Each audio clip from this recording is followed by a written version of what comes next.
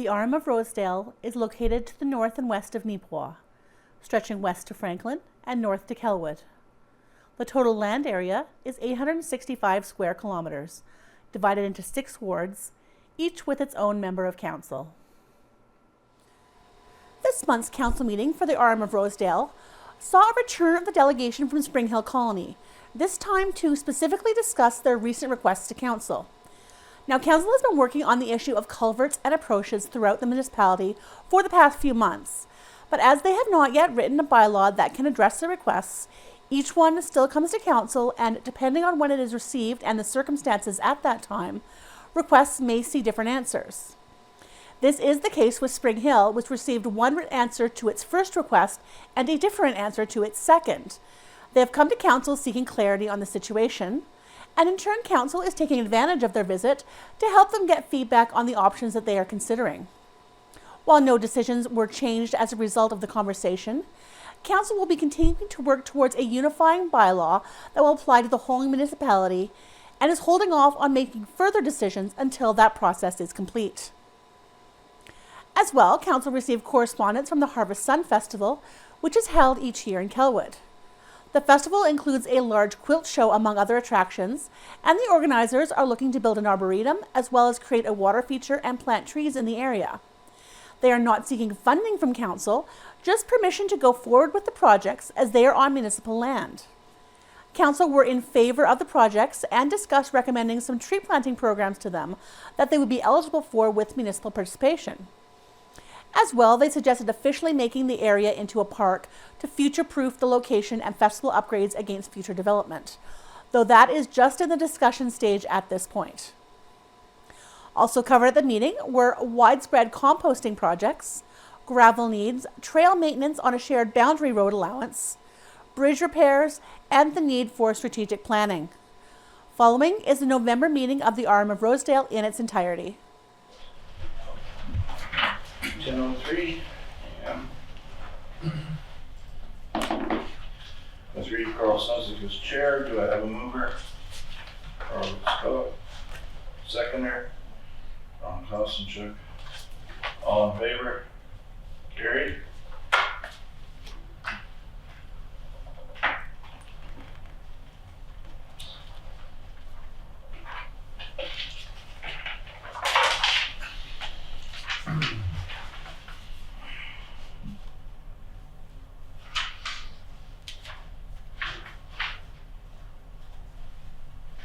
Be it resolved that the regular council meeting agenda of November 8, 2024 be approved as presented. Do I have a move?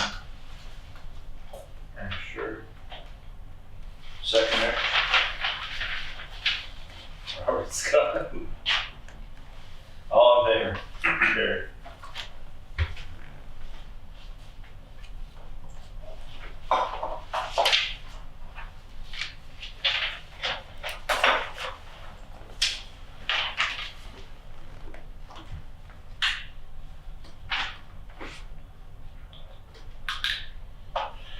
Be it resolved that the minutes of the regular meeting held October 21st, 20. There's supposed to be more after that. Oh my goodness. Be it resolved that the minutes of the regular would be approved. I was erasing things I think. It should say be approved as presented. Oh, okay. Sorry. Be approved as presented.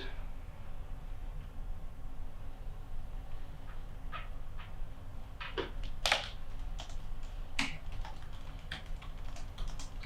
I have a mover? Dave Tedder. Seconder. Glad you left-handed. All in favor?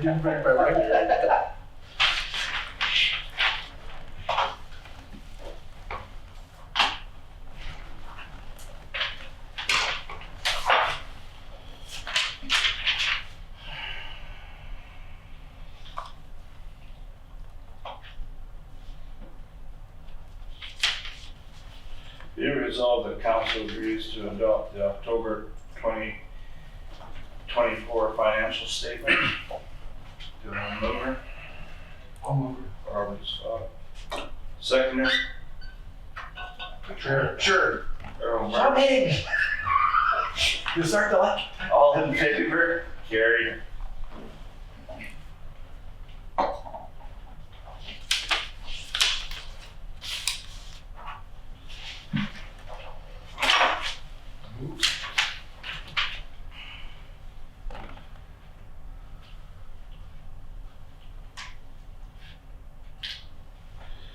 Be it resolved, the council approves the accounts of the month and the amounts as follows. October 2024, general, $115,782.75. Water, $7,022.69. Do I have a mover? Sure. Earl Burton. Seconder, Ron Cosachuk. All in favor? Carried.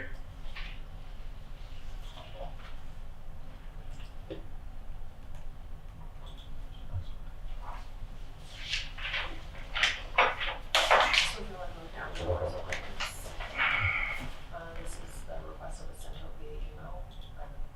I have responses to say that we're not going to do it, but I would like a formal resolution to This cover is the email for, responses.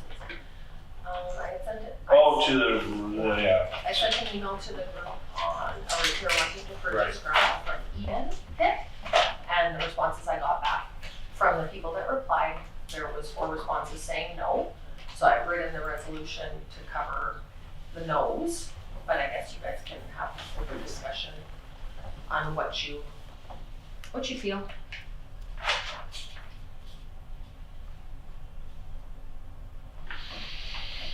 Any discussion on that? No? No, still the answer.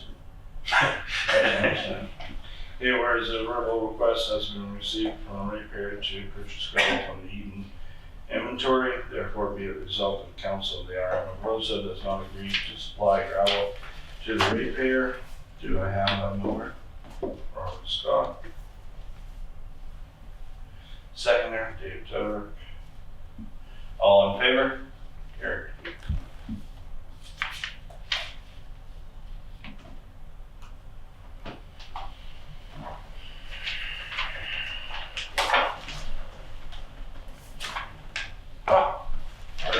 I just, that was just for information, Carl.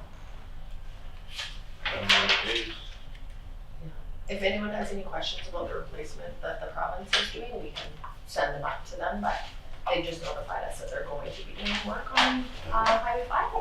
They're gonna be replacing some stuff, so I just want council to receive it as information. And then if you have any questions or comments, you can I have send a them. question. Okay. That work camp that I see going up on Highway 5, is that, I would This is- assume so. Yeah. They said they're gonna be working there a majority of the winter. And they just wanna make sure that We we're, doing that last year, didn't do it last year, because we got a notification last year and they never did it. Right. So they're doing it now, which is great, perfect timing, so. Yeah. and the roadway will be open, they said, they would just close one lane, so transport will be able to continue during construction. Understand they're gonna do stoplights, travel. Oh, that's good. Yeah. I'm not saying that's gonna happen, that's what I heard. Didn't buy that place? where is it? By Kehoe in Saskatchewan, they really work well. You got one on each side of the valley, set of lights. I think that's a good way to do it. Well, keeps the traffic flowing. Yeah. Yeah, that on 30 there. We've been in five. Yeah. Yeah, They do the same thing there. Must say Rosedale, Yeah. that meters back. Yeah. Or distance. it's a great idea, Chris, and that there's something wrong down there, so. I think it keeps settling, so it's a good time to fix it. Oh, Well, that thing was in bad shape. that's the Six super. right there. The old hotel. Oh, Jack, sorry. That's gravel. I'm getting this. Okay. Sorry. That's highway down. Yeah, It's a good way around. exactly, it's all small. Yeah. 53 or 59. Yeah, I'm Really really good level off the cliff. That's a long freaking time. So, Okay, whereas correspondence was received from the manual of the transport infrastructure that the culvert replacement work on over the Snake Creek would commence, therefore be it resolved, the Council of RM has received this information. Do I have a mover? Robert Scott. Seconder, Are you sure? All in favor? Carried.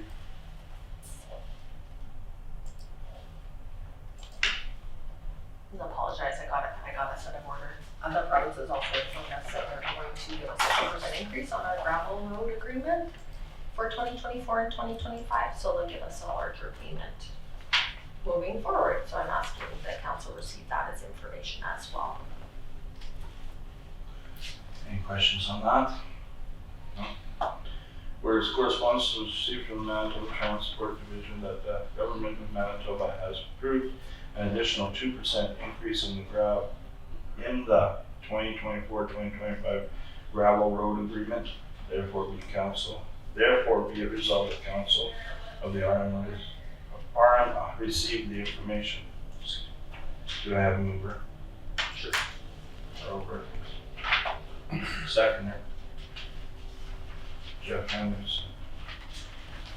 All in favor? Carried.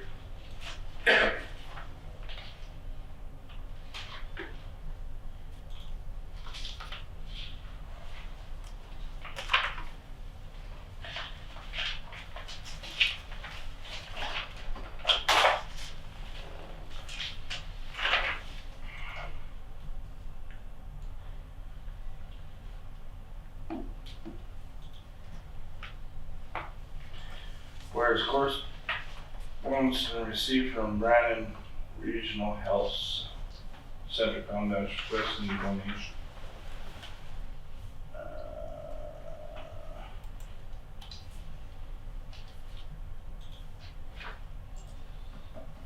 I apologize, I didn't look through this one. Oh yeah. So they're looking for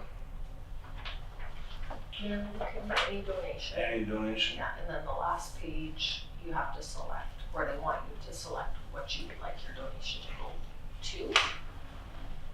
There's a little check sheet there. Oh, yeah. I would prefer to keep our money at our own cost. Yeah, I would say so too.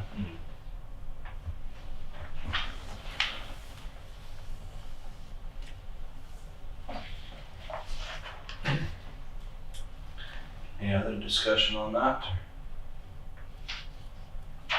No? Whereas correspondence was received from Brandon Regional Health Center Foundation requesting a donation, therefore be it resolved that the RM of Rosedale will not donate in the amount of. Do I have a mover? Jeff Henderson. Seconder? Ron Cossett. All in favor? Carried. Would you guys like to break now for Spring Hill's discussion? Are you here? Oh. Yeah. Yeah. Okay.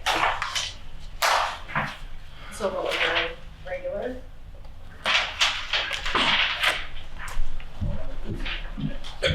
Lines for the day purchase.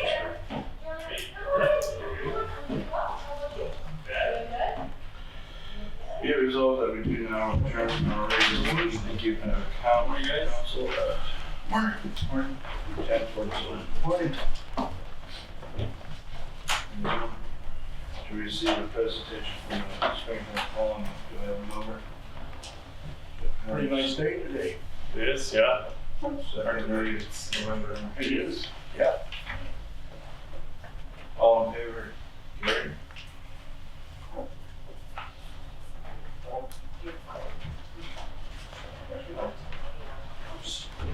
Okay. Morning. Morning, how are you? Good. Can't complain. Nice. Good for November 8th, that's for sure. Honestly. All right. Oh, ready to go? Ready to go. Just wanted to come in and get some clarification on the letter for the culvert request we received on September 24th, earlier this year. Apologize, Tony couldn't be here today. He's in the backhoe working, so couldn't get away.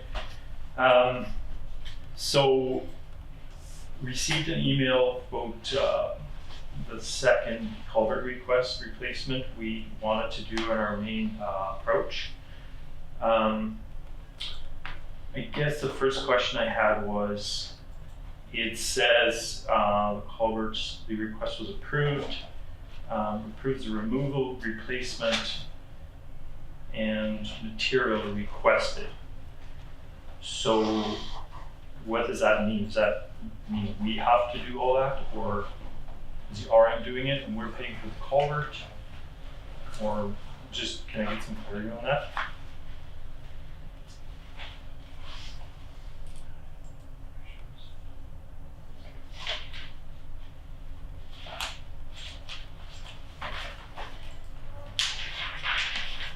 I should have attached it.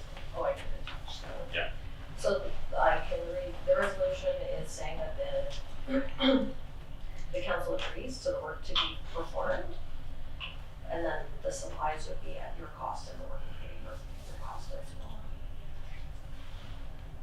Okay, so for the $2,975, that would just cover the culverts, I would imagine, or is that for everything?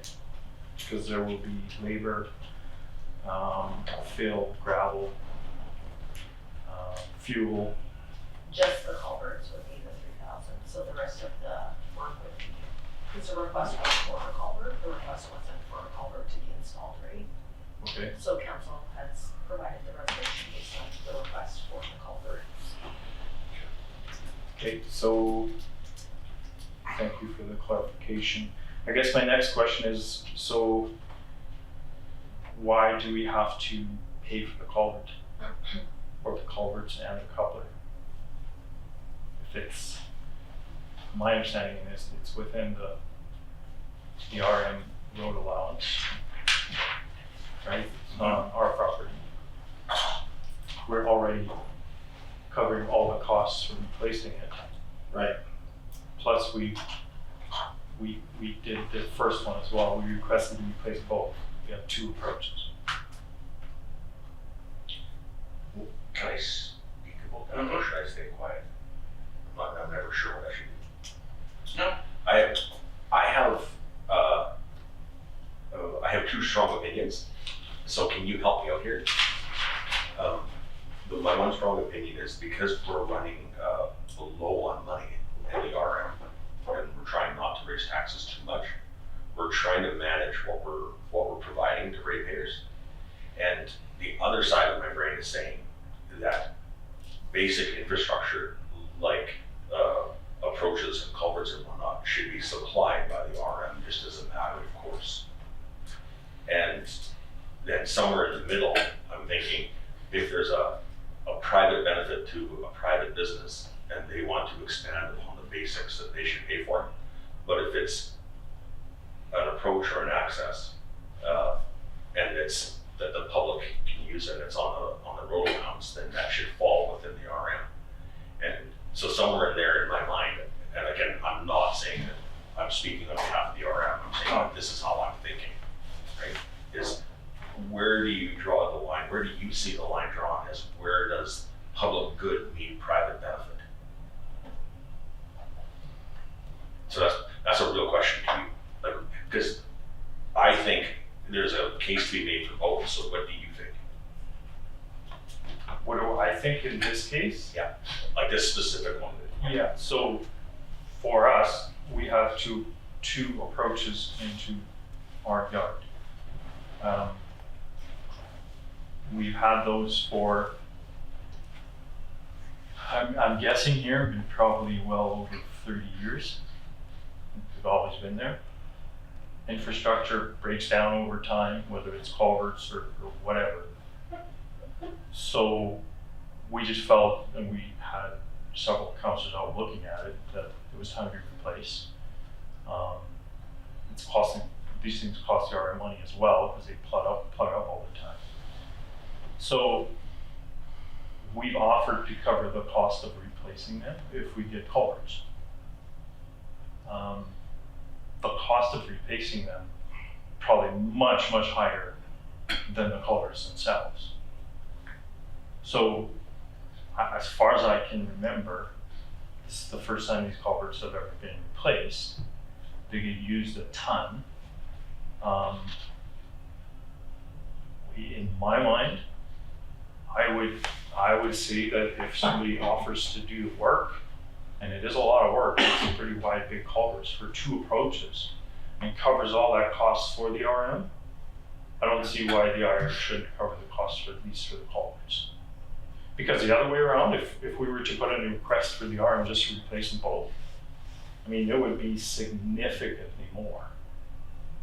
But we're covering the cost. I would have to sit down and figure out what it costs to run our backhoe and our trucks and heap gravel and our guys' time and all that stuff and setting up our lasers and but I'm guessing it would be, 20 grand. I don't, a lot of money. So that's why I don't understand the rationale of not, this particular, we have to pay for the culverts. And I understand your point.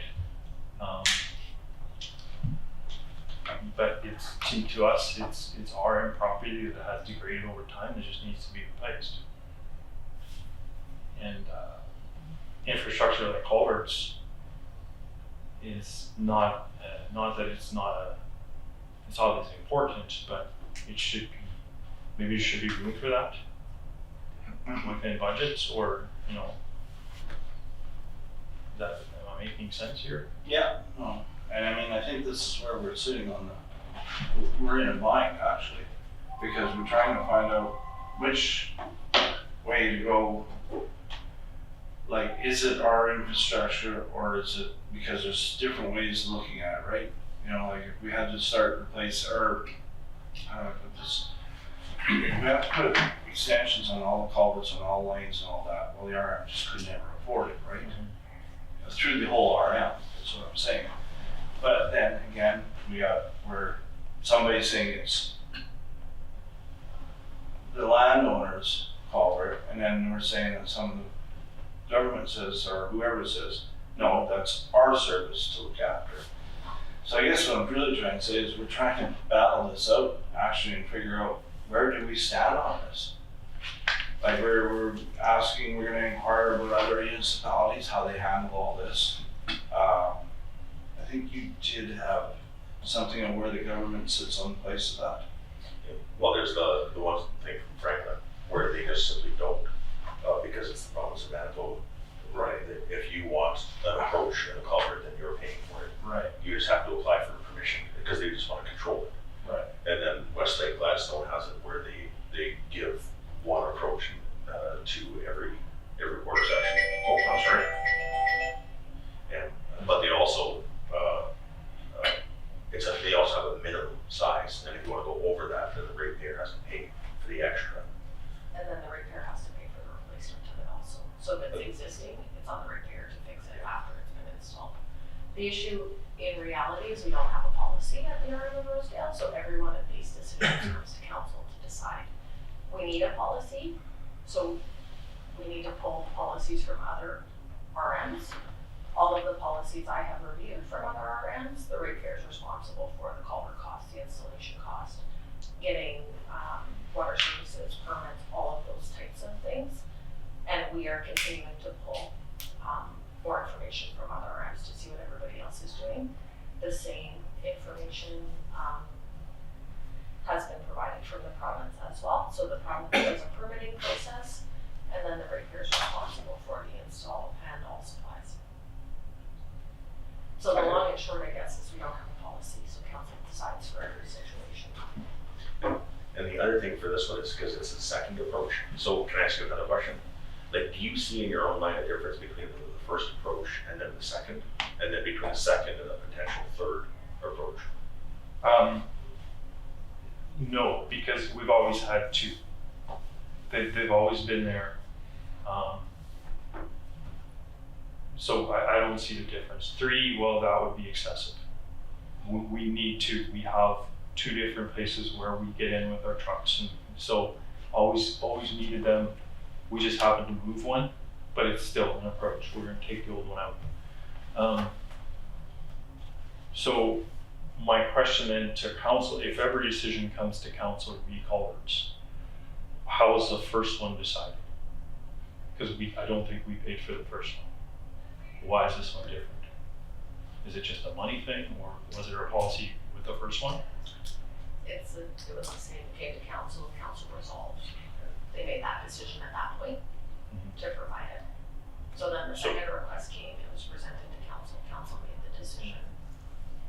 Because initially when we, right from the first time we requested it was for both. We looked at, you guys looked at both. Right, and then there was a paperwork issue or something, and now we're here. My question is again, what's the difference between getting that first one paid for, we did the work, we covered everything else, that's okay, and then this one isn't? When there was, you're telling, I'm here, there was no policy, funding's an issue, and what was the third one? I also question, is the approach you're requesting for now, is it's usable? Like right now? Yeah.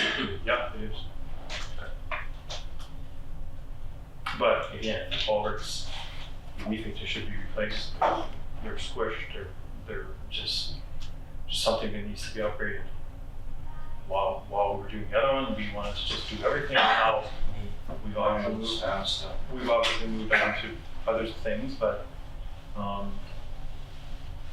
it would have been nice if we could have done it all at once, but that's water under the bridge. One of the things that we had talked about too was the life cycle cost of an approach, not necessarily the culvert, because that's just a piece of an approach. But for every approach, it's basically, we're going to be living and farming here for 5,000 years. It's a commitment. It's a 5,000 year commitment. And so every additional approach is real consideration, unless it's on the private person, the ratepayer, then they can make their own short-term decision. Well, in this case, it's not additional, right? It's just, like, we've just adjusted to the need of our businesses and our community. That new approach we made, that's because we've grown in every aspect of farming, business, manufacturing. It's for heavy trucks. It's to bring freight in, to take freight out. We're just gonna build a huge shop. It's adding revenue to the RM. And the same with the main one. We've, added a lot of people. That means a lot more traffic, teachers get in and out, everything, trucks as well, feed. So it's a product of growth. It's not a growth in need. It's not something we just looked at and go, hey, it'd be nice to have a new approach. No, I know. It's not the case. And then I connect that to the argument of somebody mentioned earlier about taxes. Well, if we need to raise taxes to match the inflation or the cost of things, then so be it. I just this morning did a printout of our annual taxes we pay, and it's a huge number. And if it goes up, it goes up. That's something, we needs to be adjusted, right? Can I ask you another question? Again, Just before we do, I still haven't got my answer to my question. Okay. What was the difference if there's no policy and funding's an issue? One got approved, one didn't. What's the difference? Yes. How wide is the approaches that you're replacing or re-upping or whatever you're doing? Like width of the dock? Well, it says 230. But you must have done a measurement on that if you were going to replace the width, so. Yeah, it's the same. It would be the same, but I Take two full lengths. So 70 feet. 70, 60, whatever the two culverts. So 70 feet Yeah. is your access, and you have two of those. Yep. And basic access for the average ratepayer would be one of those. And you have two 70-foot Yeah. approaches. But the average ratepayer doesn't have super bees, doesn't have all kinds of big trucks and equipment and cranes and coming in. Fair enough. There's no point in doing a small approach for our purposes. No. Well, you also look at it a different way. You got what, 29 houses there? That's 29 approaches we didn't have to do. True. And Spring Hill, in my eyes, is kind of unique, because it's almost like going to a town. You know, it's not like going into an individual yard site. There's 35 families somewhere in that neighborhood that we're servicing with these approaches. And, 6 or 7 huge businesses, Exactly. that need to be accessed and product out. We have multiple truckloads of products going in and out every day, right? So, sorry, you had a question. Yeah, there's 2 7-meter culverts on the resolution, so it's not 70 feet. Okay. There are 9-meter culverts in here. Okay, 7 in the resolution. But 9 is also, 2 9s isn't 70 feet. Do you see a difference in, like when you, for example, you buy a quarter section land, there's a yard site on it, it's no longer occupied, and that approach and that culvert goes to a yard site, and there's also field access. Do you see a difference between the private landowner maintaining that approach versus the RM maintaining it to an old yard site? Well, I guess, yeah, there's a difference because that yard site and the land doesn't get accessed very often. Springtime, fall, and then probably ever during the year. But one can still make the argument it isn't, if it's in the road allowance, it's the RM's jurisdiction. But yeah, there's a huge difference between if we have some abandoned yard sites that no longer used and there's approaches for that one versus an approach at the colony, there is a huge difference, yeah, I would say. So what is your take then if there's infrastructures, there's a culvert there, and the ratepayer damages that culvert? Then who's responsible for the damage? The ratepayer damages the culvert. Well, I guess the ratepayer is responsible because it would depend also on the rate of damage and what happened, of course. But, And if it degrades because you're, like you said, it's a product of growth and and so if the approach and the culvert degrades because of the size of the equipment and whatnot, that's not damage, it's just wearing on faster. well, it may be both, right? Maybe probably at the end the culvert was drove over it or whatever, yeah, but for the most part, it's just something that needs to be replaced over time. Well, like what's I can't guarantee that our trucks or our infrastructure vehicles or some supplier coming in isn't going to damage the culvert. I mean, there's no way. So is there damage to this particular culvert then? There may be, I don't know. We just think it needs to be replaced. But and the lifespan of a culvert, I mean, the stealing part of Ernie's question, but I mean, did someone inspect the culvert aside from private people? I mean, It's bellied in the center. Like it's bellying out. Collapsing. According to specs, culvert life that we're purchasing the Halifax ones are 50 to 70 Years. And this one's probably reaching that, I would imagine. Because I don't ever remember having it replaced. I never put my own eyes in. I mean, but I'm not a culvert expert anyway, so it wouldn't make any difference. But if How long has Spring Hill been there? Like when were those approaches actually put in? That's been over 60 years now. Yeah. Oh, okay. But the culverts, I don't know. So were you on the council? That's an insult. I remember that because my uncle was very close to Springville Oh, Hall, okay. and I spent lots of time up there. And that colony's been there since I was that big. Yeah, I think it's. So it's on its life expectancy now.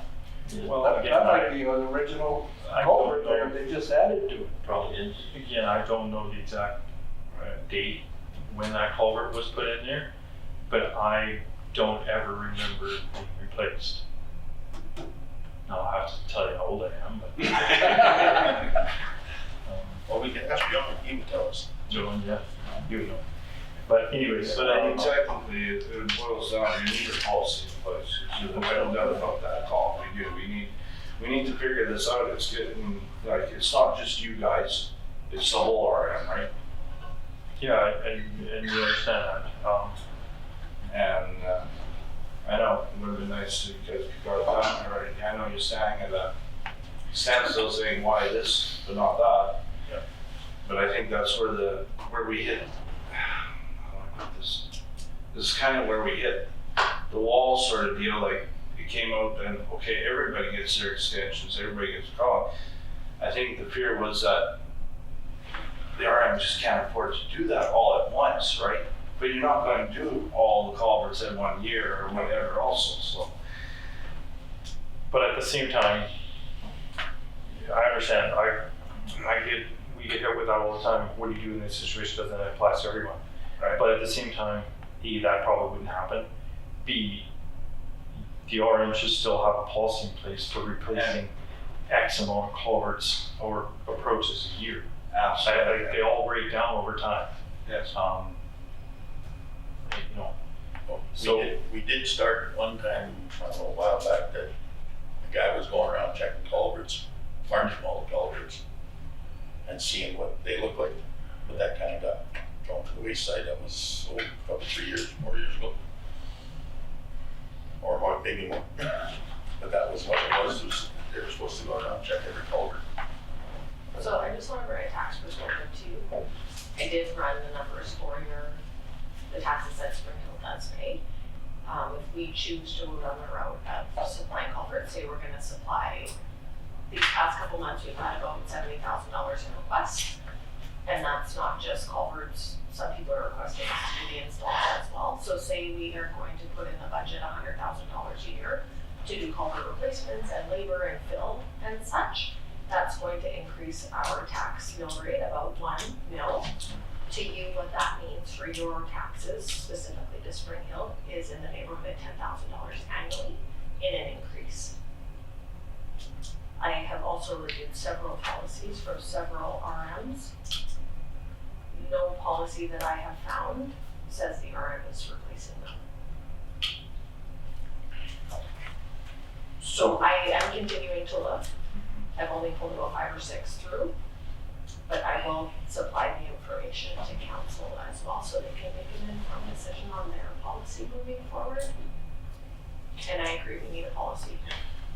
And I think there's also that huge difference between like Spring Hill Highway Colony that has capacity, financial capacity to manage these things, and then an elderly couple that's living or retired and may or may not have the capacity to replace theirs. Like that's the other part of making that policy is it.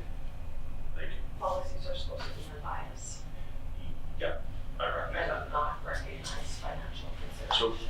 so if I could reply to tax, and thank you for the explanation. So, you know, an increase of 10 grand for us for tax would be a lot less in this one situation that it's just going to cost us to replace. If we go ahead and pay the $3,000 for the culvert, plus add up what we incurred to replace the first one, take out our other approach because we moved it, and then replace the main approach that we're talking about now, it would be well over $10,000. That's just one example. So for us, it would be a lot, probably in the long term, would be a lot better off financially paying $10,000 more the taxes a year more over time if we would get culverts and other infrastructure replaced. So, you know, I guess my point is, if taxes need to go up to help the RM function with the finances and to meet the policies and the cost of requests, then so be it. Then that needs to be done. That's your answer. Because this doesn't work. I just also want to be clear that 10,000 would be annually year over year. Yeah. Well, we request things every single year, and there's also times in the past where we've gone ahead and, you know, if again, I don't have to keep harping on it, but we built a road, we built a 1.5 mile of road. We you know, like, we've invested a lot of capital into RM infrastructure in the last, since, you know, the flood for sure. So I guess to wrap up, I don't take too much of your time. If you guys want to have a discussion about this, get back to us.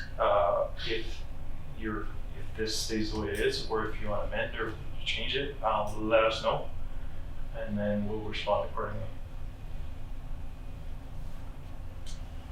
If you have any other questions or need any more info. You got any more questions? This lecture. Okay, we'll discuss it, Colin, and we'll get back to you. Thanks for coming in. Okay, thank you guys. Have a great day. Yeah, you too. Okay, thanks.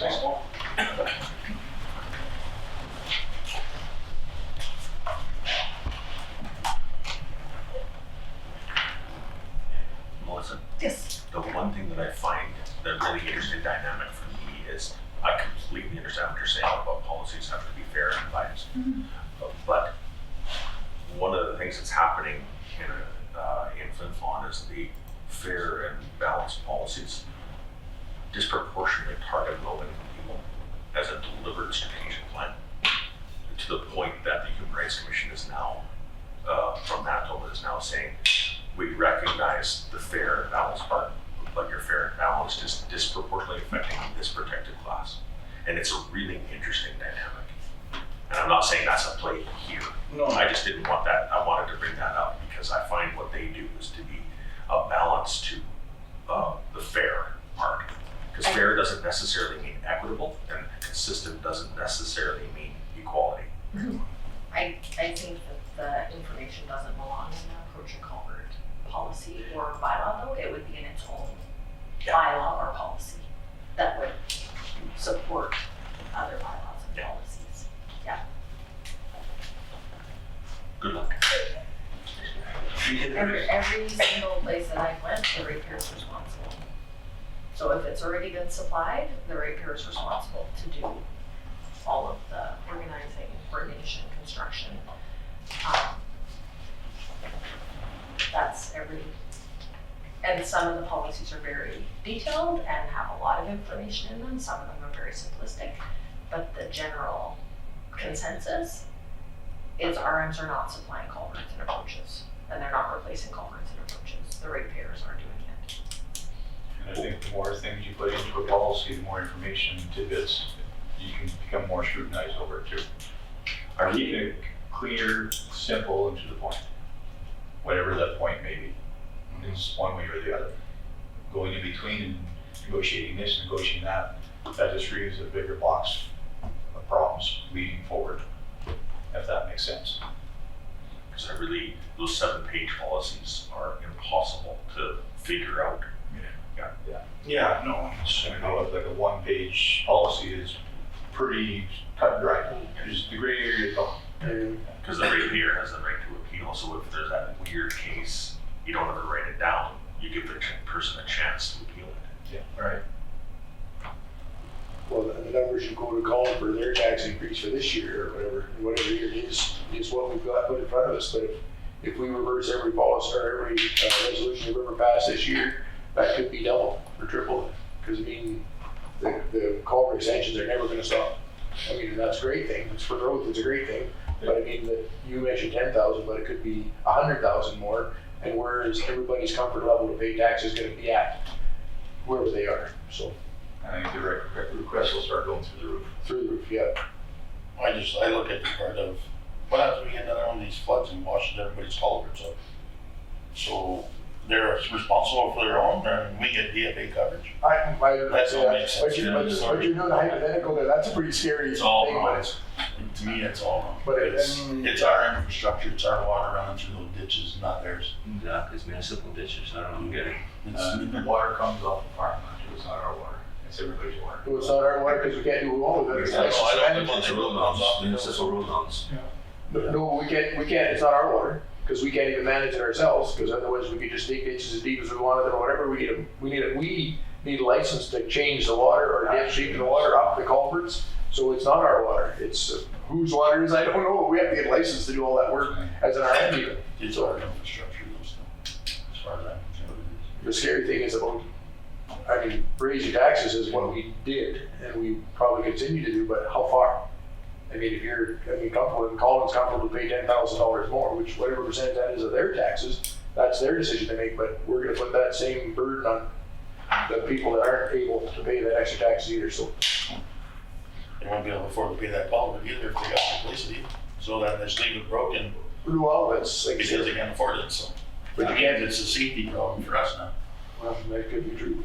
We have to make a decision at some point. That's the way I look at it, we're at least taking care of the culverts.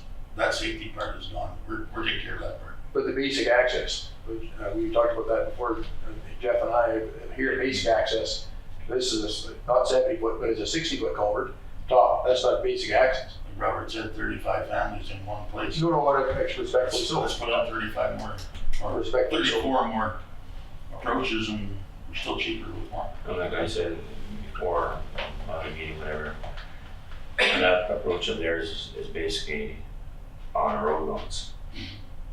Because the road loans should be, what is it, a few hundred feet maybe to the south or the east. That's their main access. That's a mile road. That's their main entrance into their. Otherwise, we would have to build. Well, right with the main culvert is the big. What do they want on there? 6 footers or whatever. Yeah. That's where the road box is. They would have probably went in that way, but they got access off of this road. So it's I don't know. I don't know where that's actually, but it's a municipal road. At the end of the day, in my eyes, that going into their housing. It's a municipal road. It's not an approach like secondary approach or whatever you want to call it, or a second approach. So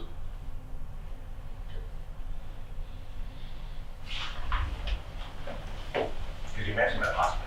Yeah, like it's Comes right across there. So it's where? Spring Hill, right here. Oh, shit. well, we say have to have another. We'd have to build a road on the mile line and put access in. Because that's my place. Mile Road is right where the creek is, isn't it? I think so, someplace in there. Yeah. There's the mile road it's supposed to go through. The biggest part is the level of fairness and No, how do you Okay. make it fair for all repairs? It's not there. Because It's not here. that has been mentioned by That's all very repairs. Yeah, it's just not. Well, that'll be what's on the table because of on this policy. I mean, Then this one's supposed to. you gotta have a level playing field somewhere. I know it's hard, right? well, doesn't story that doesn't. But it seemed to work for them. Did they replace all three of them other culverts? No, I know. Yeah. I mean, You're never going to get something that's cut and dried. no, right, you're right, Robert.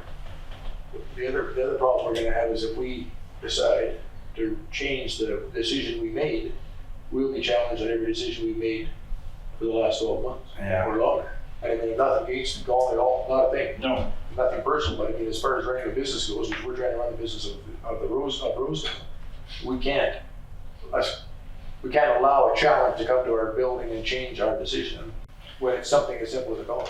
But that's just an appeal process, like you have. No, for sure. Like, you have to reverse mistakes or change your mind, like. Well, here's the other thing, so we gave them their secondary approach for nothing, but we want to dump for first. Well, then let's reverse it, let's charge for a second one. Give the people first and free. Same thing then, Yeah, right? Totally should get a secondary approach or nothing. because this is second, this is a, well, This is their primary approach. but they Their have secondary- they have two access We've points already there. supplied it for the secondary approach. That's one going to their new shop, they're supposed to. yeah, the one they just built's going to. Which they're gonna build anyways. Because very seldom It was two the old one that access. was there that was going to the old shop. Plus, there's another approach quarter mile east of that into what used to be the Goose Barn, where the fat place. Over The honey houses. that's a whole different piece. Different Again, that's a different board. Different board section. Oh, yeah, I guess it is. Yeah. And here it's a different. Okay, well, something we're gonna have to hammer out. on our next agenda? Will we be ready by that time? Whatever you guys Next meeting? choose. We have to return to council if we're gonna Right, do any decision absolutely. making, but Be it resolved that this regular council meeting recovers at 10:50.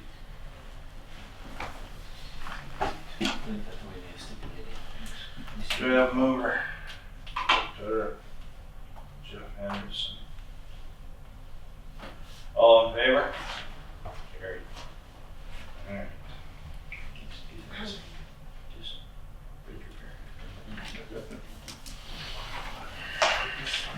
No, I don't do that part. We're like, we'll be down here.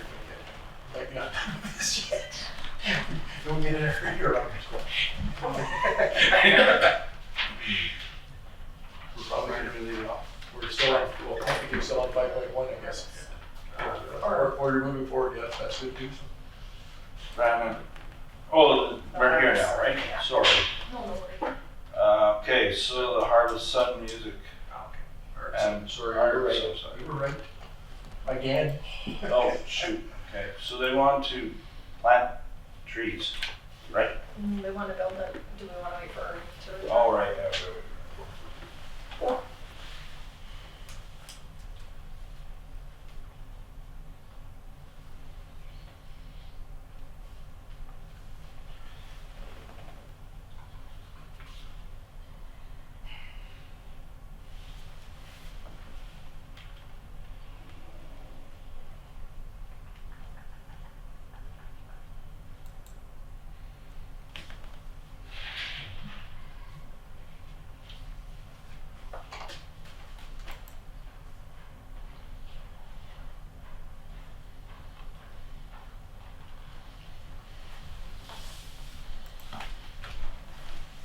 okay. So Harvest Sun gave multiple requests. I don't know if you guys had a chance to review the letter that was provided and the email that's provided on the agenda. What they're asking for the Arboretum. So Harvest Sun has multiple subsidiary volunteer groups, I guess, that they are umbrellaing. And umbrellaing is not a word, but they're the umbrella of subsidiary We get it. volunteer groups. Absolutely. And they are asking for the Arboretum portion subsidiary to build arbors to house the quilts for the annual event that they have in Kelwood. They want to have permanent structures so they don't have to take them up and down. And then they're also asking to plant trees across the road from the fire hall. And there was one more thing, Carl, I can't remember what else is on there. Where are you seeing the tree request? It's in the email.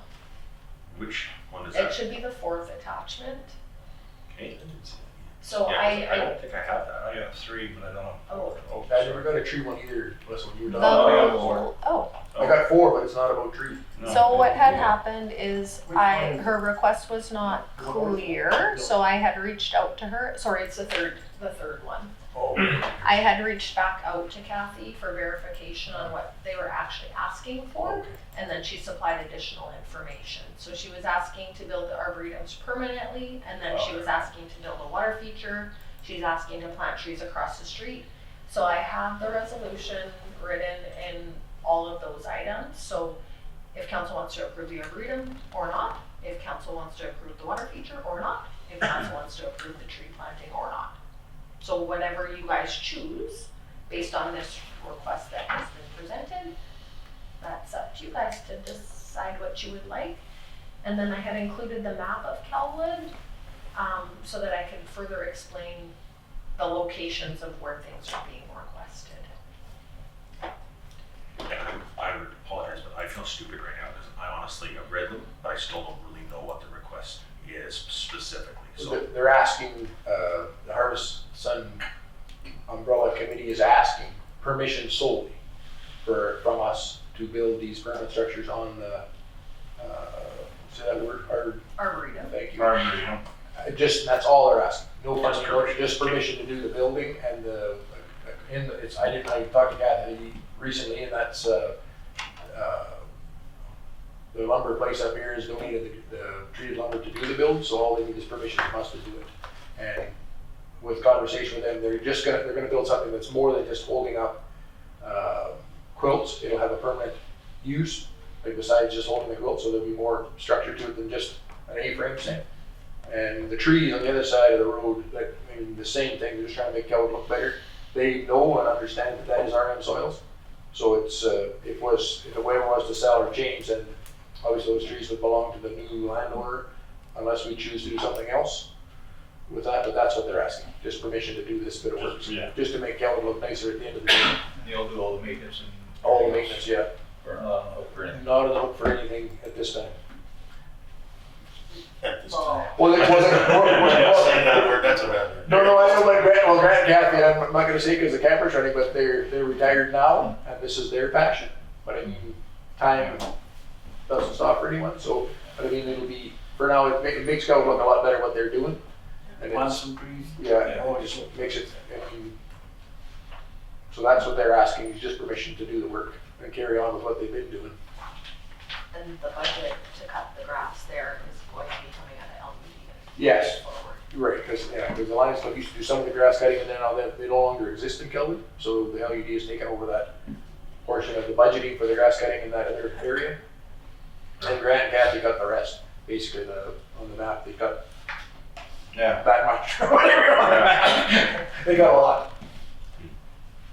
I don't see any problem with these requests as a whole.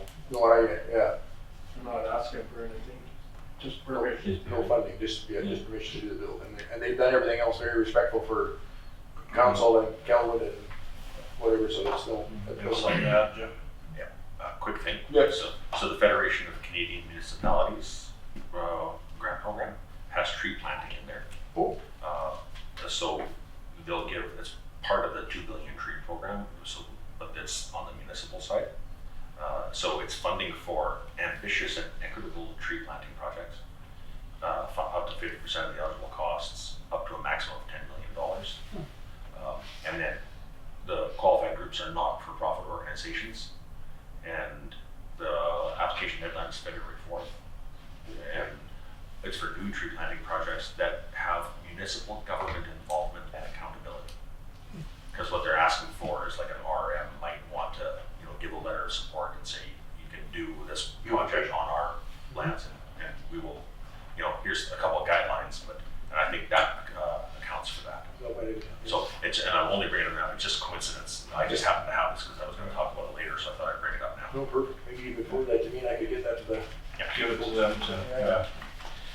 be awesome. Thanks.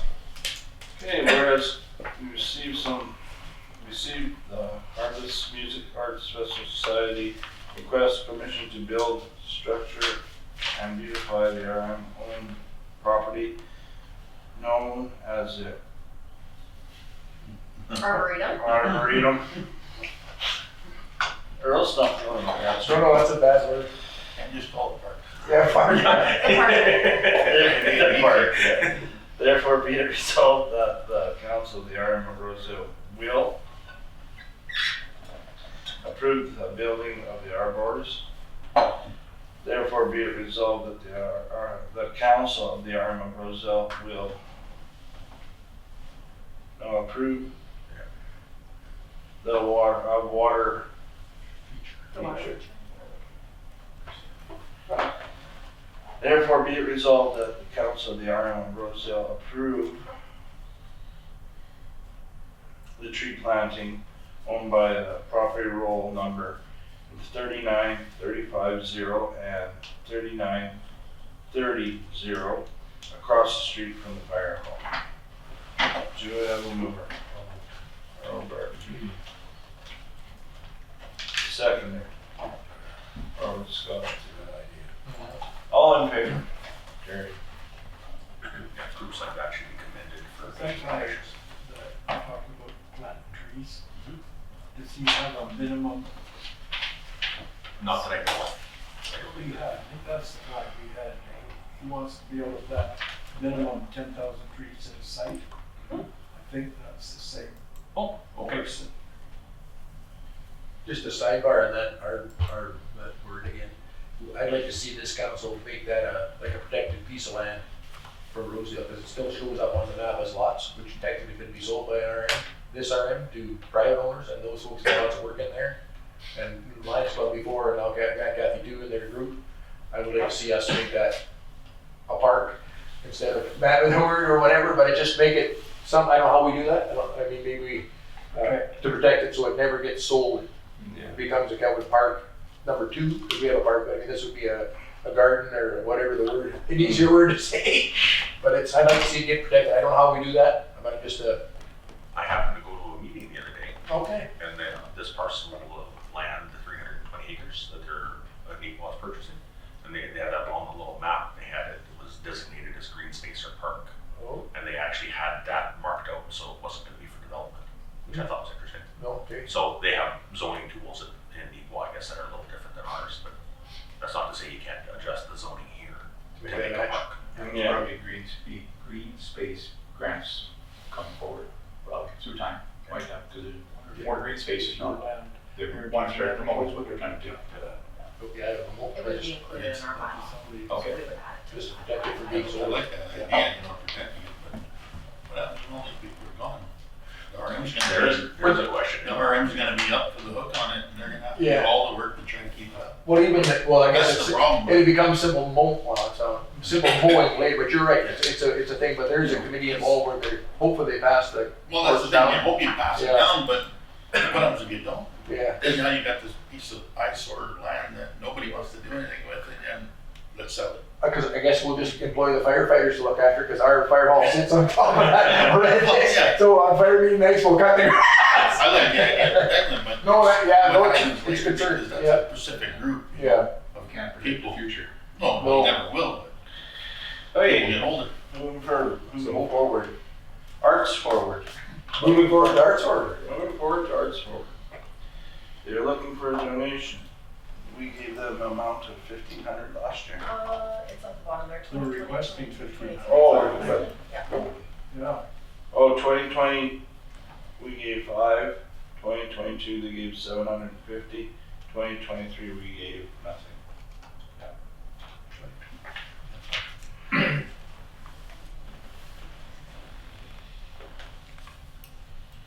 I think we got a lot of little places in our own municipality that we could be fixing. Every one of us has a community hall or something in their work.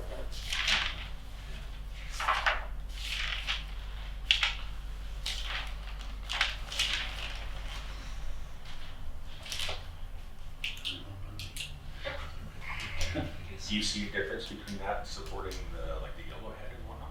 Pardon? Do you see a difference between supporting this versus supporting the yellowhead or the? I think a lot more people make use of the hall, our residents. Mhm. So, Do they still have that dance class for kids at the Arts Forward? I don't know idea. They used to have that dance classes there for all kids, and I know there's a lot of kids from Rosedale that did go, because when we were doing the hockey stuff, they would come from the dance and would play hockey.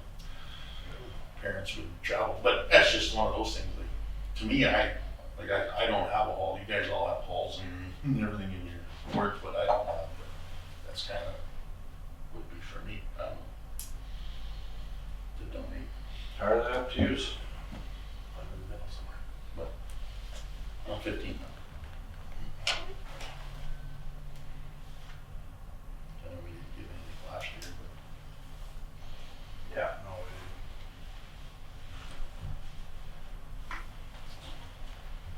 So your consensus is not to do it, to do it? no matter, it's, I just gave my part, that's all. Yeah. Everybody else have their own things. Somebody needs to make a motion, what you guys wanna do, so whoever chooses, I guess, to make the motion. And what did we do last year? Nothing? Nothing. I don't know, you give them $100 a piece out of the VLT part. It's for $600, we get, at least we're giving something to. Yeah. We did 5, what is it, a couple years ago, I would say max 5. 2020, they gave $500. 2022 was $750. I'll make a motion to give 500. Out of our VOTs? Yes. Comfortable with that?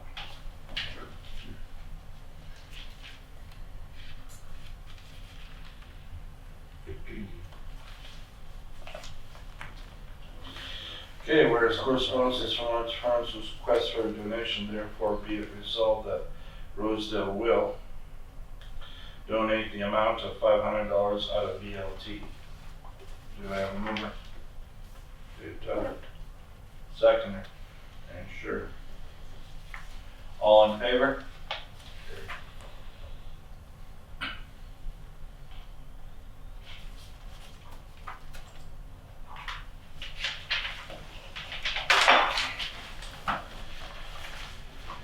Okay, next, Hackledge.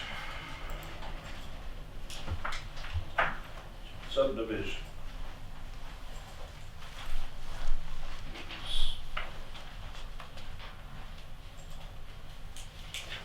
This is the first reading? Or is all three? This is the subdivision application, Oh, I believe.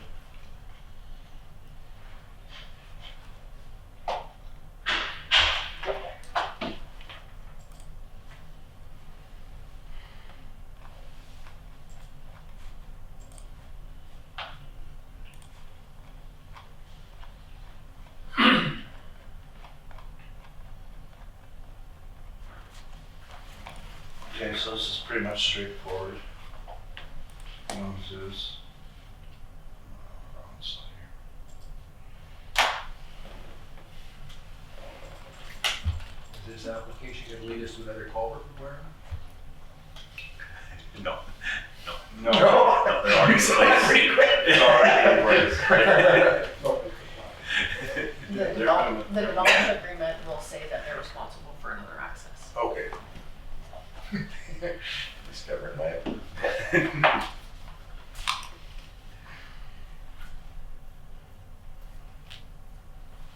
This is off Road 85, is that correct?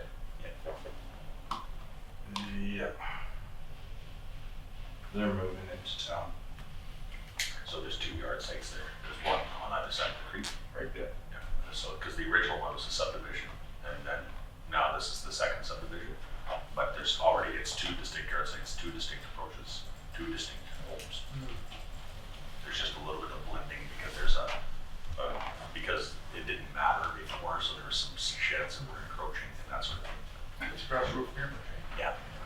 Okay, whereas proposed subdivision was requested by Norman and Dan Hankwich on of Southwest 09-15-16 WPM was presented to council on Friday, November the 8th, 2024.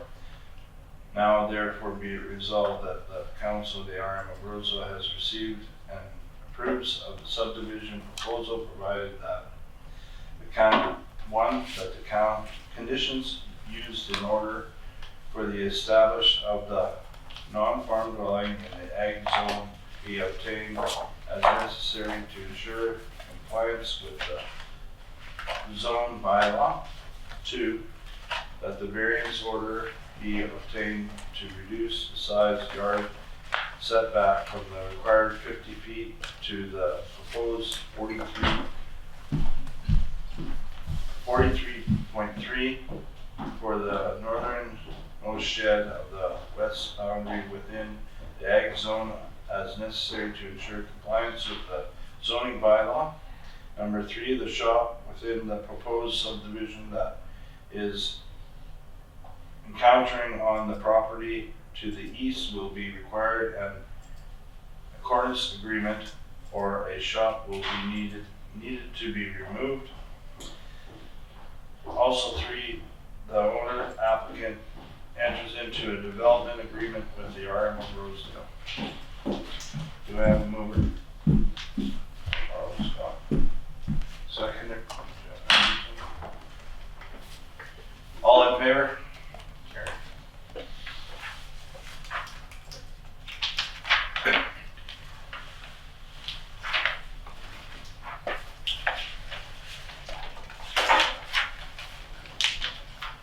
At the last council meeting, council had expressed interest in applying for a grant, the Gerald grant, that is due on the 15th of November. There's very specific requirements to qualify for the grant. I am in the process of writing the application for the fire truck portion. The requirement is fire trucks, if the acquisition or replacement is to meet new safety standards or part of a broader project involving the construction, renovation, or expansion of the fire station. So I would try to get us to qualify under the replacement due to new safety standards. I need to do the research to understand what safety standards currently the truck is not meeting, and then what it would cost to upgrade the truck. If we're gonna do the apparatus or the pumping system or what have you.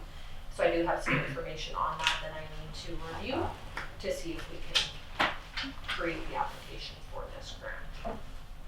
In order to apply for the grant, I need council's approval that they support the application. And if not, then that's fine as well. Or if there's another portion that council's wanting me to apply for, then that's fine also. Keeping in mind we have 4 days actually to write the proposal. Can I speak to that now or should I do that later? You should bring it forward, we have Bring 4 it days forward. open. Yeah, we have Pull the 4 whole days to do application it, so I together. meant later in the meeting. No, Okay. now would be the time. Okay, one of the sections in there was composting. One of the sections in there was organic waste diversion from landfills. So our landfill's filling up. There's real cost and complexities to making new landfill cells. There's real cost and logistics for transfer of waste. And there's rats. There's always rats. So Project Drawdown in Princeton did a research paper about diverting organic waste from landfills. And they found that for every 1 million tons of organic waste, you're cutting your greenhouse gas emissions by about 469 tons. The Green Action Center in Winnipeg, it was funded provincially. They did some work over the last 10 years, and they have a composting department that will partner with like an RM like this to help do a composting program to divert organic waste. They estimate that about 40% of the waste that goes to a landfill can be composted, which of course buys you time on your landfill cell and reduces pest control needs. The Compost Council of Canada it's a national organization. They will partner with local RMs to do things like education and outreach at no cost.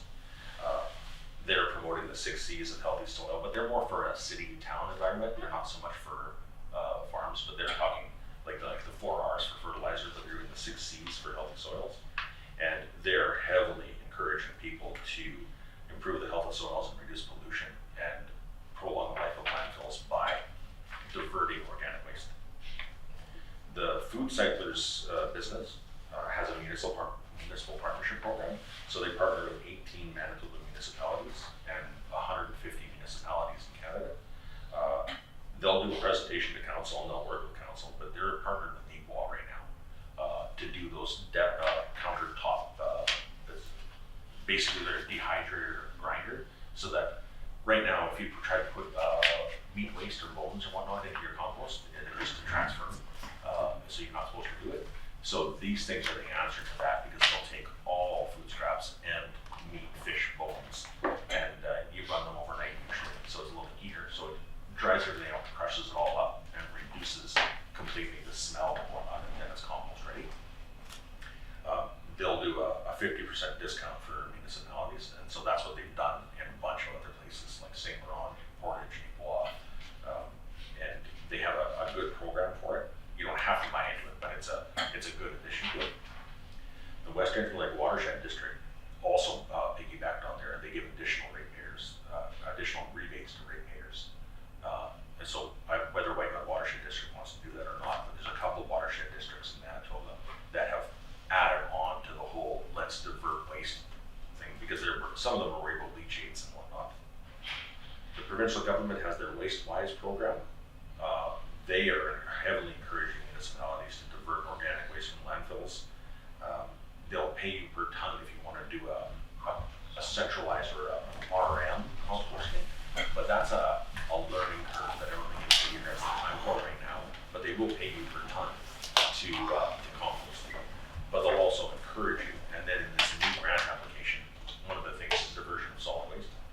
So I wanted to add into this one, there's 507 approximately dwellings in the RM. I'd like to lower the barrier to entry and make it so that nobody has any real excuses not to compost.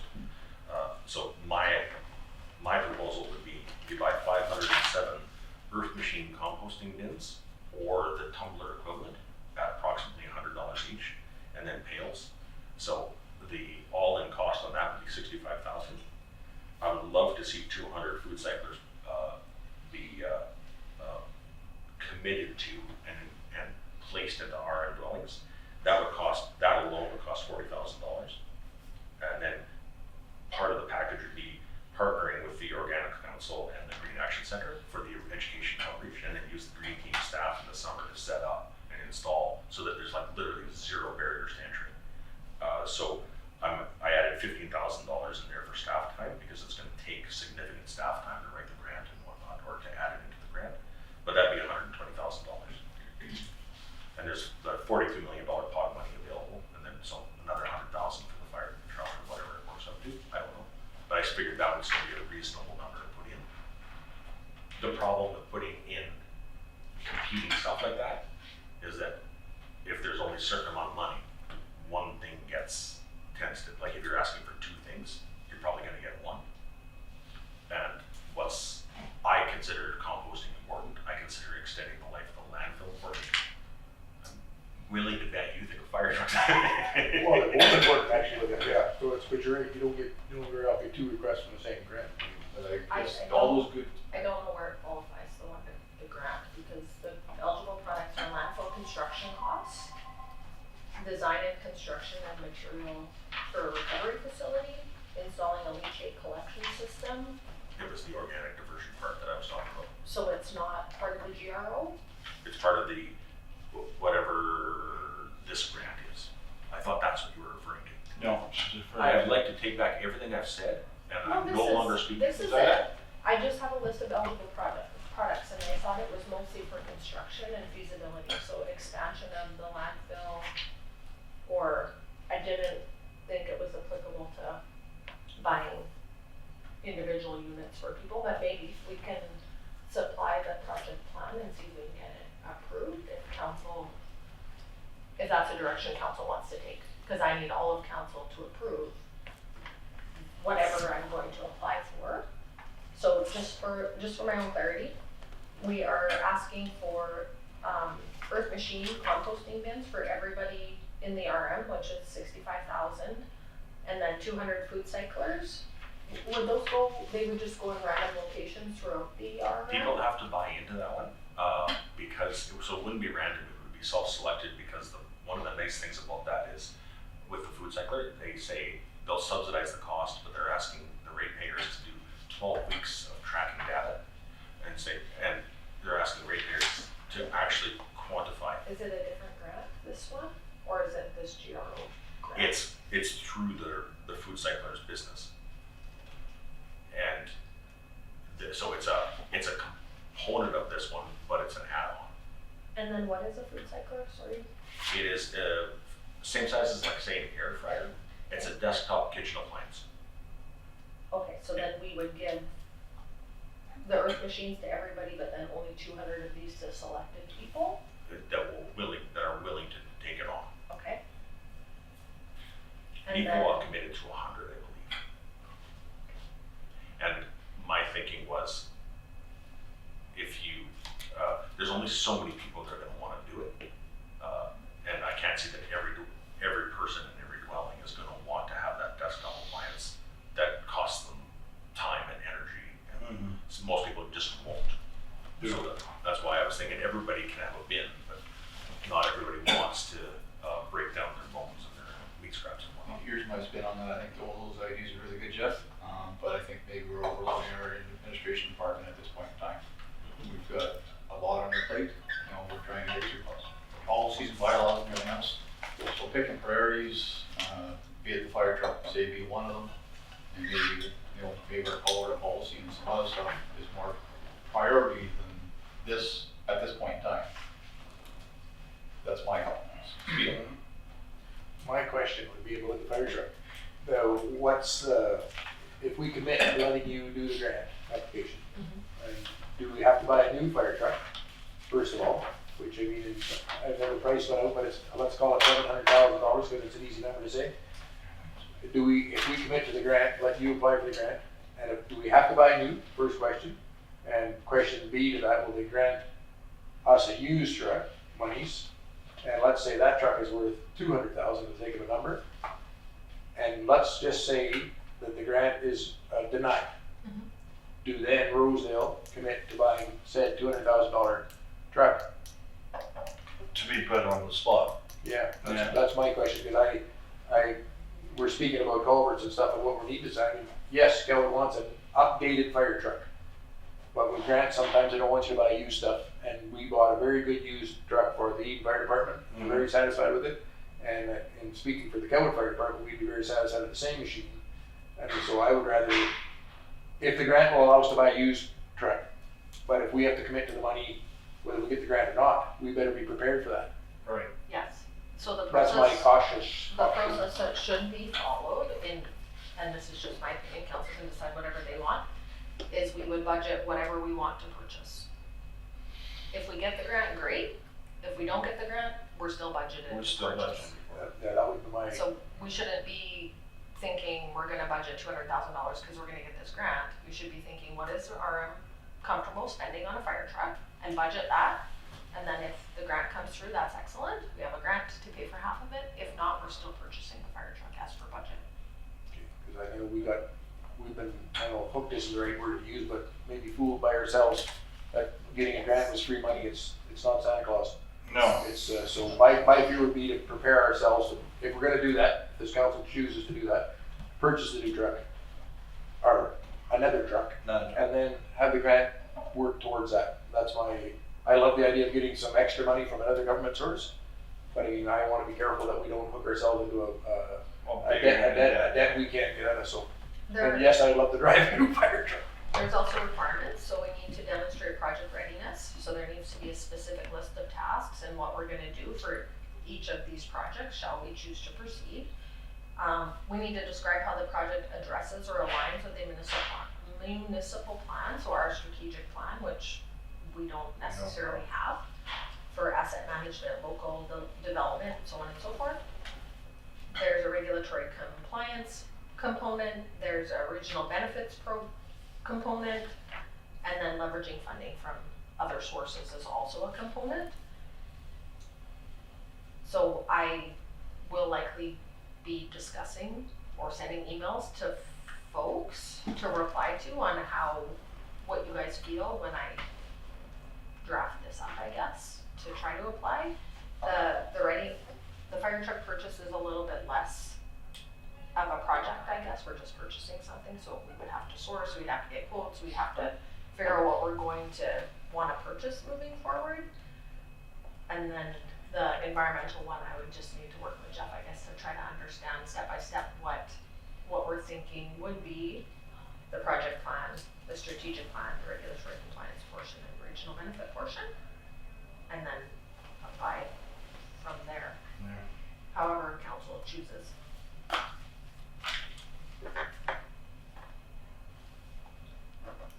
There's some thinking that I need to do to make this sure. application and abide by. Well, even the landfill construction is something we've talked about here lots, and we need to look forward to that. We need to get a plan in place. But how in 5 days, that would leave you nothing else to do for 5 days except this. And I know you have lots of other things You to got do. lots of things to do, yeah. So it's, Sometimes you can invest in yourself. yes, no, for sure. But again, you can only be in one place at one time, and it's, so. Yeah, the short story is we need a strategic plan, and council needs to get together to understand what do we want to achieve. As a council, what is Everything. everybody's goal? Everything and everything is not a strategic plan. Oh, sorry. So I guess I misunderstood. I would ask each individual counselor to understand, what are you passionate about? What do you want to improve? What direction are we going?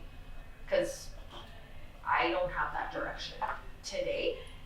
And I think it is something the RM needs to be successful.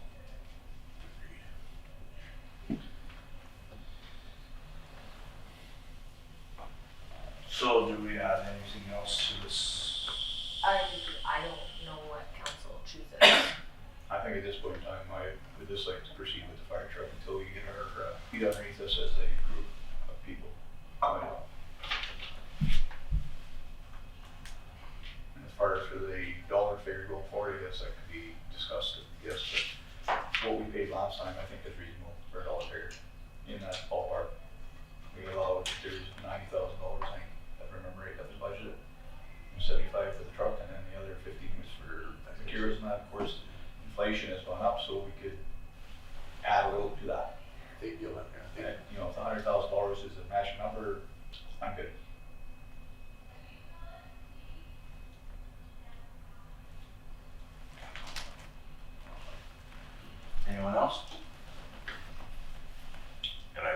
that, because it'll have to go into the financial plan, right, this capital purchase. Like, well, it's gonna have to go to reserve side part, which is, even if we don't follow through on the purchase, it's still going to go into reserves, which is still, the worst case scenario is still a good plan. Which is, you wait for a while and your reserve gets built up a little bit more. It's not going to go into reserve, it'll go into purchase unless we choose to put it into a reserve and then buy it the following year. Yeah, I mean, it's due, it's been past due, so, I mean, as far as the replacement goes, but I'm thinking, just to add on to Dave a little bit, knowing what's happened with the inflation part of that, is I'm gonna think you're gonna have to want a budget 150-ish. And if it comes under that, well, I think we got lucky, honestly got lucky with the Eden one, and it's a great thing. It worked out great for Rosedale, great for the Eden fire guys, but I don't wanna shoot myself, we should shut the camera off for a second. I don't want the fire truck guys running around jacking their prices up because we're talking about it, because it's the used truck market now, obviously it's caught on, right? It's like everything else. But It'll be up there. it'll be up, I mean, so that's my, And our next thing is our infrastructure, is our building big enough? yes, 34 feet. I, Yeah, 30, I know, I can't tell you the height, 34, we measured the length several times. We don't have to keep the door open and tarp in front? No, actually, Deputy Fire Chief, Mr. French, he took his time to measure the one that we got for Eden, and he measured the hall. Yeah, he said it'll fit. But I agree, definitely have to budget more than 100. And if it's under, that's great, right? Oh, yeah. It's a great thing. We might be able to find something, yeah. My question also is, can we refurbish or add extra apparatus to what we currently have today to meet? Like, would that cost us $80,000 to upgrade our existing chassis to be a fire truck we need? I don't know that, maybe, because you can take the body off, because we keep the pumping, we test the pump every second year for whatever. That's what Spring Hill got, they got an older truck with a body put on. And the problem with an RM, I don't know if we're allowed to do that. So that would be something I would check on too. That's what I was wondering. Because it's, Something that privately, we you check can do whatever you like. Farmers can do whatever they like. They don't need to strap Yeah, stuff they down. did it, that's Peter, they bought the cabin chassis, Peterbilt, Yeah. and then they took it to the place and they put on Because the problem with all fire apparatus is that it's not the chassis that's wore out, it's the rest. Because the truck basically has miles. If you think about kilometers on it, the average fire truck is probably less than 20,000 say kilometers in a long time. But it's the rev time of the motor and the pumping time. It's the pump itself. So Right. to move it, I don't like that idea. I'm not saying, I mean, it's a vote here, of course, but I don't like the idea of, I'd rather buy one outfit with less hours on it, more stuff than ours has, and upgrade that way versus Trying to should, and when you start to, nickel and dime you to death. we'll move it across, Yeah. there's a process involved there too. Yeah. And we do that in farmer world, but I don't think in the fire world that's what we want to do. Yes, so my position is I have to come up with a case why we should get this grant. So Well, I can't say, we don't like that. I have to come up, I think, with Well, our truck is, quantitative numbers Okay. that says, if we upgrade the fire truck, it's gonna cost us $120,000, say for example, to upgrade all the apparatus, the pumping system, everything, maintain the chassis. Yeah. Or we could just purchase this new one that's upgraded already for $150. Like, I need to give them some justifiable reason or a plan why they should provide the funds to us to move in this direction of purchasing a new truck. So that's the situation I am trying to rate this grant. well, I can give you all application. kinds of stuff. Yes, so So my, then on that, we just had the pump check, right? So where's the report on that? Is it okay? I have it, so Okay. my intention was to reach out to that individual who did the testing, but I'm not a fire truck expert, so I'm doing research to try to figure out what the safety standards are, which ones we don't meet, so that I can present the case. These are all the things that we need to upgrade. And then if we have all these things that need to be upgraded, we have to upgrade regardless of the grant or not, because obviously there. we have Yeah. deficiencies Yeah, identified. yeah, a huge deficiency in our fire truck would be the age itself, honestly, and that's, I mean, we've aged out that 15 years ago.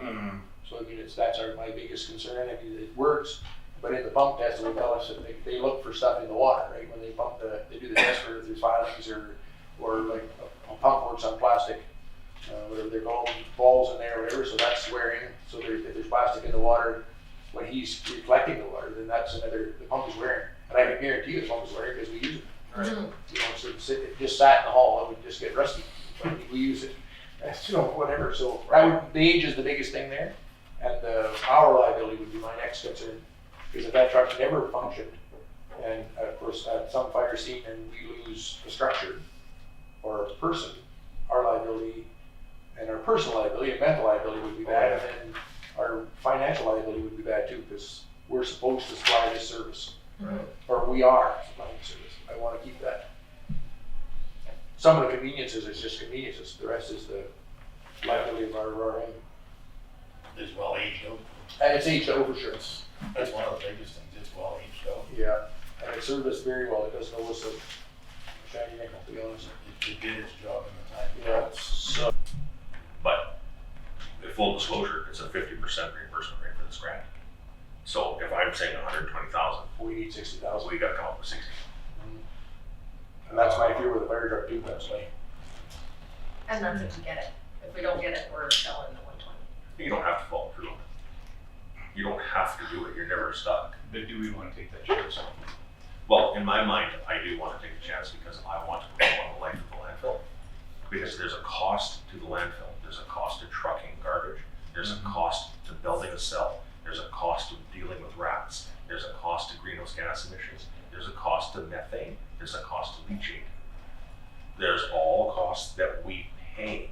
There's a cost for me to drive my truck to Eden, and there's a cost to drive it from Eden to Calwood.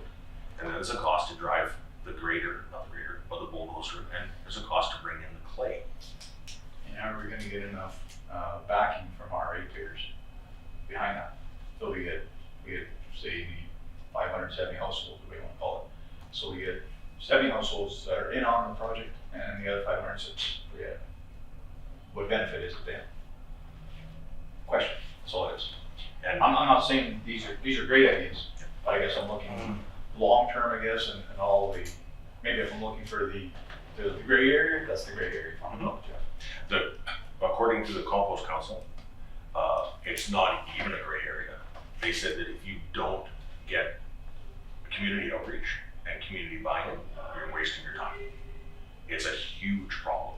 It's a theoretical good that no one can argue with, but as soon as you ask an individual to make an effort that's outside of their norm, they won't.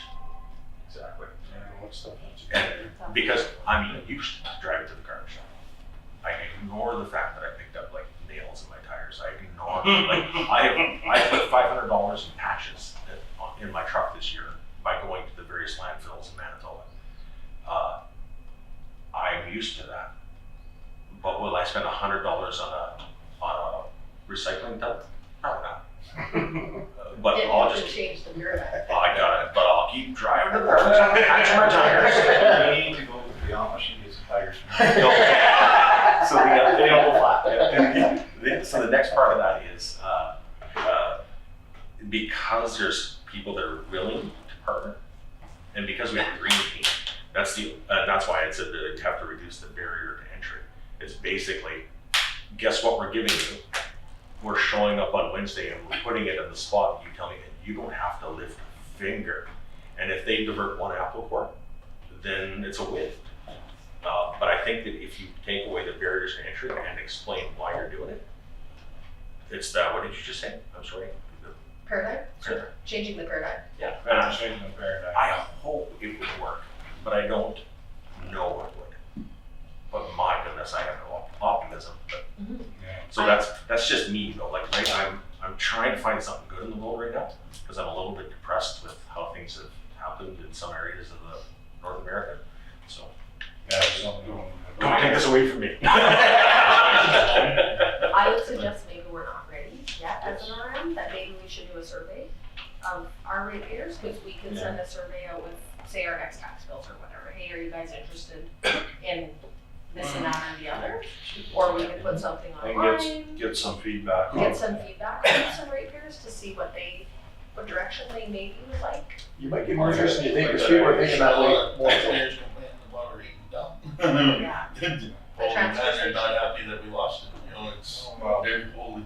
And if we the skill of it, then what's gonna happen? You get the whole RM screaming and hollering. So with this, we move forward on the truck then, right? That's my vote, but I don't want to fight with Jeff about it. Time is of the essence. No, and I think it simplifies it a little bit for our admin staff right now, because I think that if Jeff's thing is gonna come to pass, we better do it, but I mean, I'm a fire truck Probably driver. like about Jeff was gonna do it the whole thing and just hand it to her. Yeah. She didn't have to do nothing. Just read through it and hand it in. I'll find a different grant. I think we need to do some legwork though ahead of, just because we have a grant that's, we can apply for. If we haven't done the legwork and we haven't done the feasibility and we don't know, I would caution council putting $100,000 towards something that we don't even know how our ratepayers feel. Like, even just around the Yeah, table, okay. would you guys want one of these items in your house? No. So then the rest of your ratepayers, I personally, Jeff, I would love one. The compost thing, like The the bin. bin thing, yeah. Well, I throw my garden waste. But the in the house. In the house. I throw my waste into my garden. I got the house It's compost. I throw it into my bush, so Yeah. my bush grows better. So I think that's the thing, Or around she's the gotta table, eat we already have that, so- 50%. So maybe we could apply for something for, because these grants come up generally annually. There's grants coming, if we got the project plan together and we did some surveying and we kind of understood how many people actually want it, Yeah, maybe that number goes down from 500 to 150 people would like it. And then we could supply that, and then if more people are questioning or asking further on down the road, then more could be possibly purchased and provided. It tends to grow, those ideas tend to grow. Yeah, once a few people start doing it, then more people get interested. That's just a suggestion. Yeah. Yeah. hey, move forward. Carl's not buying a compost bin. He's No, absolutely- Carl's not getting one. Whereas the growth, renewal, and opportunity for the municipality is available for the Manitoba municipality and Northern relations. Therefore, be it resolved that the council of the RM of Rosedale approves the fire truck purchase project and requests for the provincial support under the Manitoba GRO. Do I have a mover? And a seconder. Any sure? All in favor?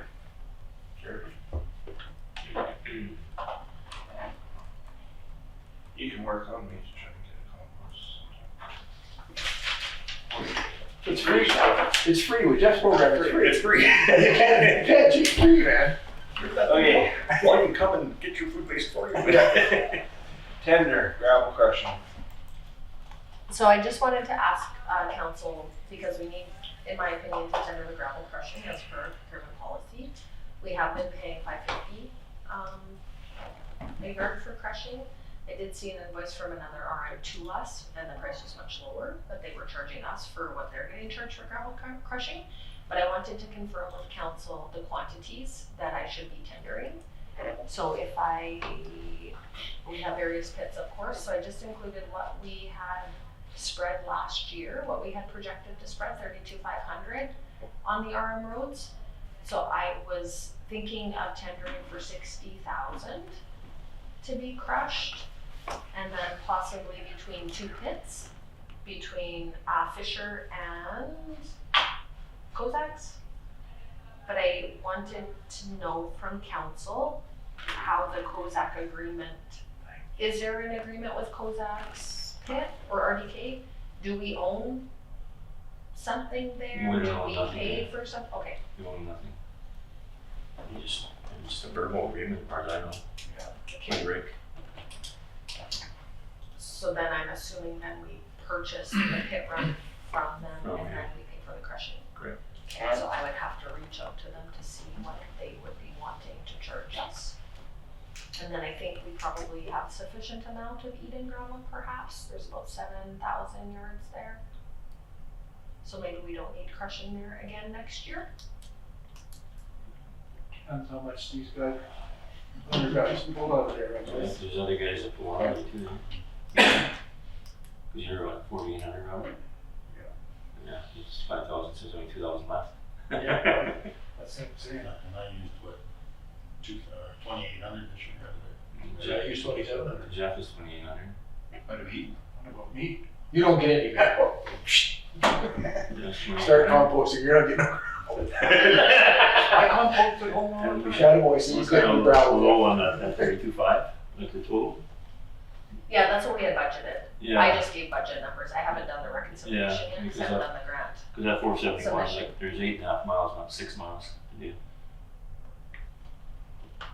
471. Yeah, there's 8.5 miles, not 6.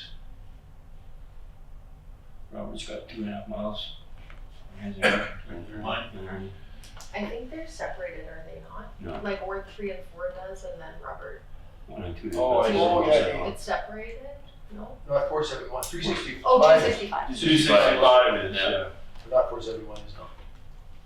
But 471 turns into Road 90 on the other side, does it not? Like 471 only goes to Highway 5, Right, and then it's, yeah, but there's 8.5 miles. there's 8.5. from Highway 5. So you're saying the total yardage is 9.5? Yeah, it could be a little bit Yeah, more. I just used the template that was Yeah. there last year, so if it's incorrect, then I will update it and make it correct.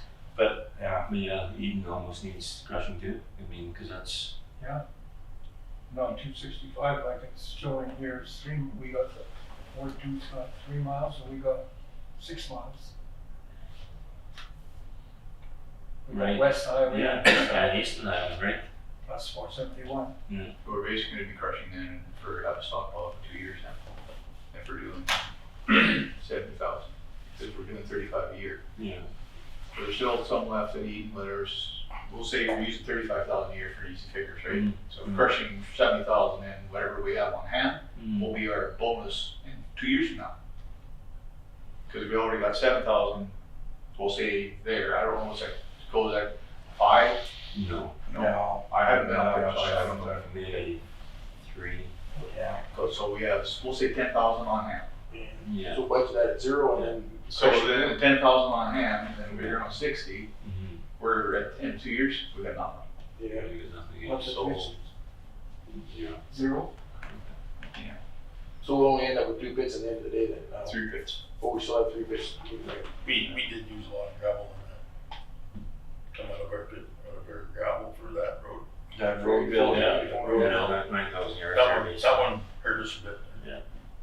For our surplus, yeah. For our surplus. Yeah. So if we But- crush 65,000 then? Yeah, no, I'm just saying that. I'm just looking at the numbers of just, Yeah.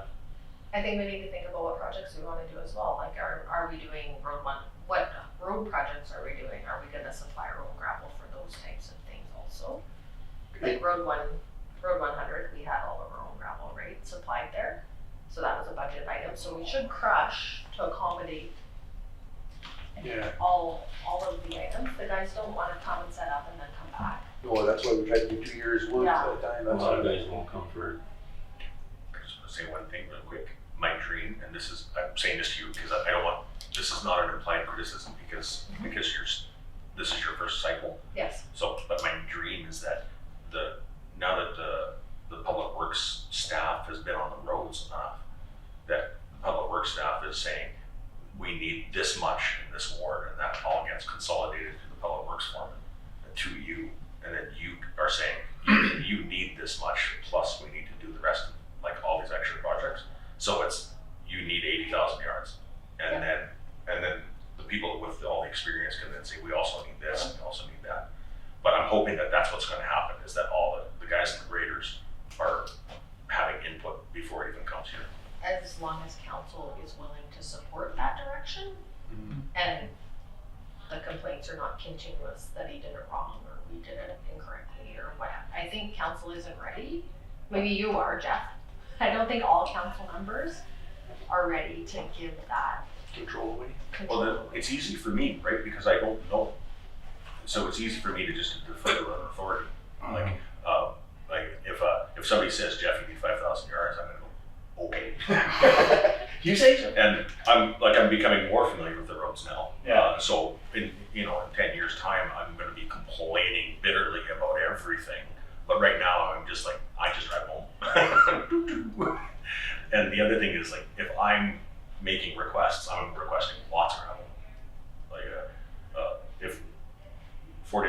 prices on there, like I'd rather it be 6,200. And I will stick to that, and I will shamelessly spend RM funds on Ward 3 gravel. I have no problem at all, Ward 3's always got its fair share of gravel. and it should have more. Maybe some roads yes and some roads not. I think that goes back. Where are you telling us you're short? In all seriousness, like no joking aside, the road 90, wait for it, 95. 95 is too wide. Yeah, it should be all pulled up. Yeah, and it needs, like, it should be 6 feet narrower and 1 inch higher. It did get pulled up, remember 6 years ago? 7 years ago, we pulled that whole road up, remember? All, And it's all pancaked back out again. So we don't pull it up, we're just gonna plant trees. It's crazy like how that road did. Well, when Steve was in council, he had the graders over there, they were there 3 days. Yeah. They pulled that whole road right up, and then now it's right back stretched out. It's amazing how flat That's it me. is. I don't know why, but it does. In all seriousness, we gotta come up with a number, I guess. I like 70,000 because it's twice as much as we need, and if we get into a pickle, like if we have a flood or something, we can't do anything about that. We have to reposition ourselves. 70,000 because it's 35. Or I round it out, that's for 2 years, we got 10,000 in hand, so yeah. because we got a little cushion. Because that, yeah. Well, the 10,000 It's not gonna, it doesn't, the 10,000 on hand will give us the extra. Little cushion. If we crush the emergency, Yeah. so we're up to 80 then. yeah. So So 70 crush.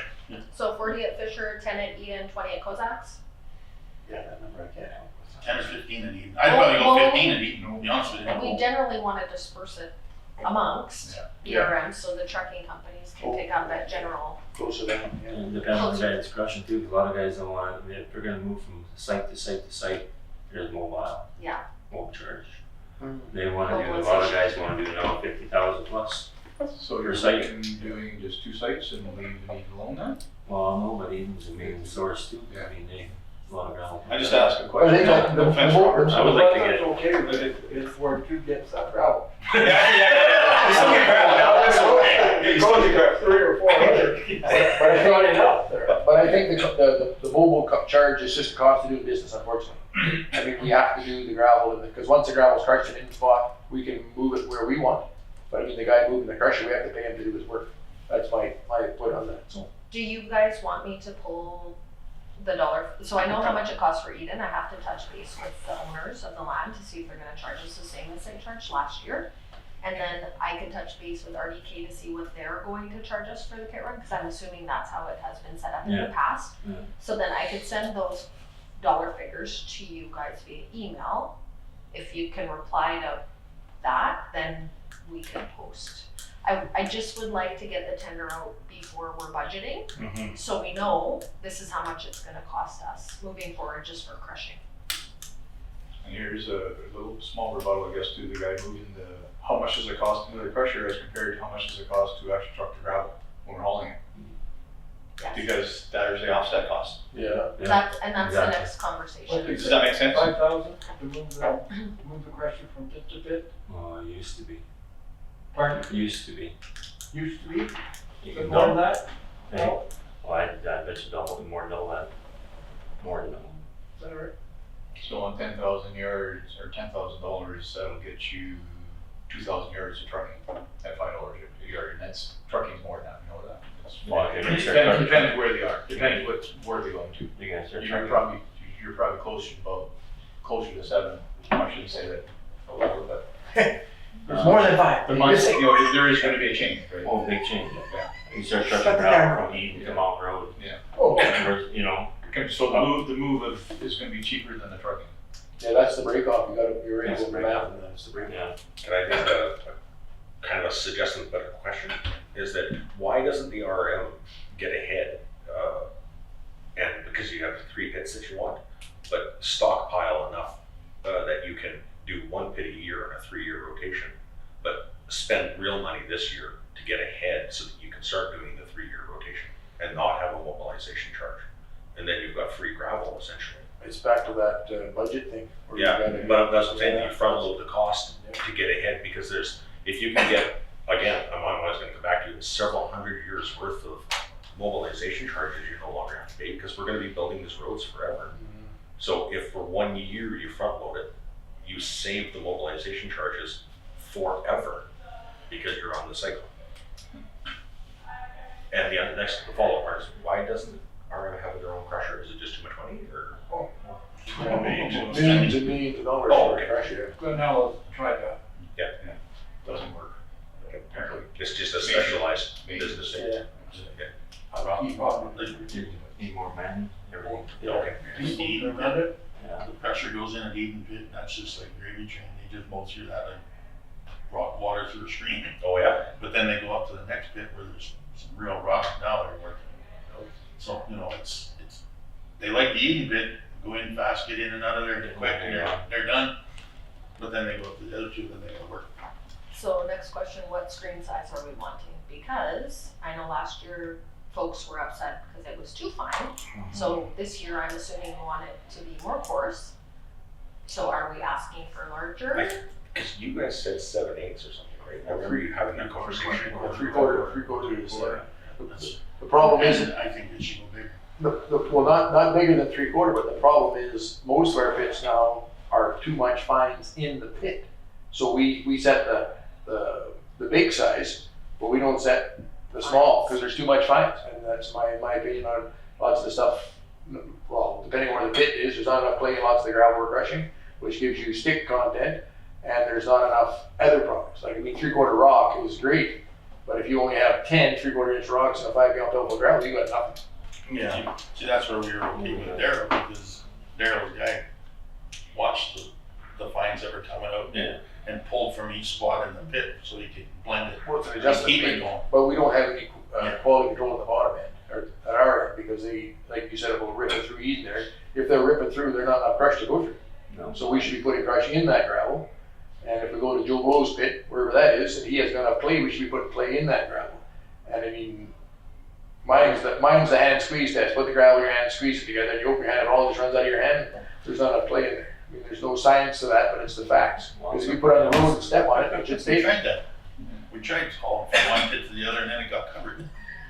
No, but I mean, in the pit itself, like, at home, my family had a gravel pit one time. We used to haul clay from one side of the road to the other side to make the clay content come up. And then we haul the rock from one side of the road to the other side of the road to make the rock content come up. So it's science. I mean, sure, the crusher guy shows up, charges whatever they want, that's fair. But I mean, we have to know what we want to see in the pile. Or they're just coming in and crushing, not crushing. But we have a contract that we signed that has that specification in it. Like the 471 contract says it's this many fines. So why aren't we, look, serious question, why aren't we testing?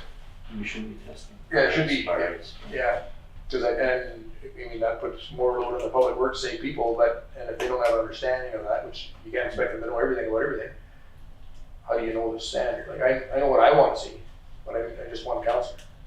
So Maybe. we're gonna test our own gravel that's being spread? Is that what the suggestion is?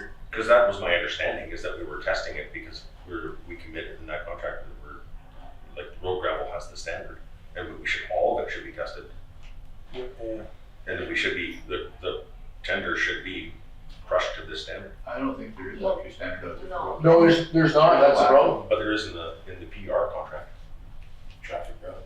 Yeah, we just have traffic gravel ourselves, but Traffic route, that's a broad term, traffic route. Yeah. But there's a specification in that.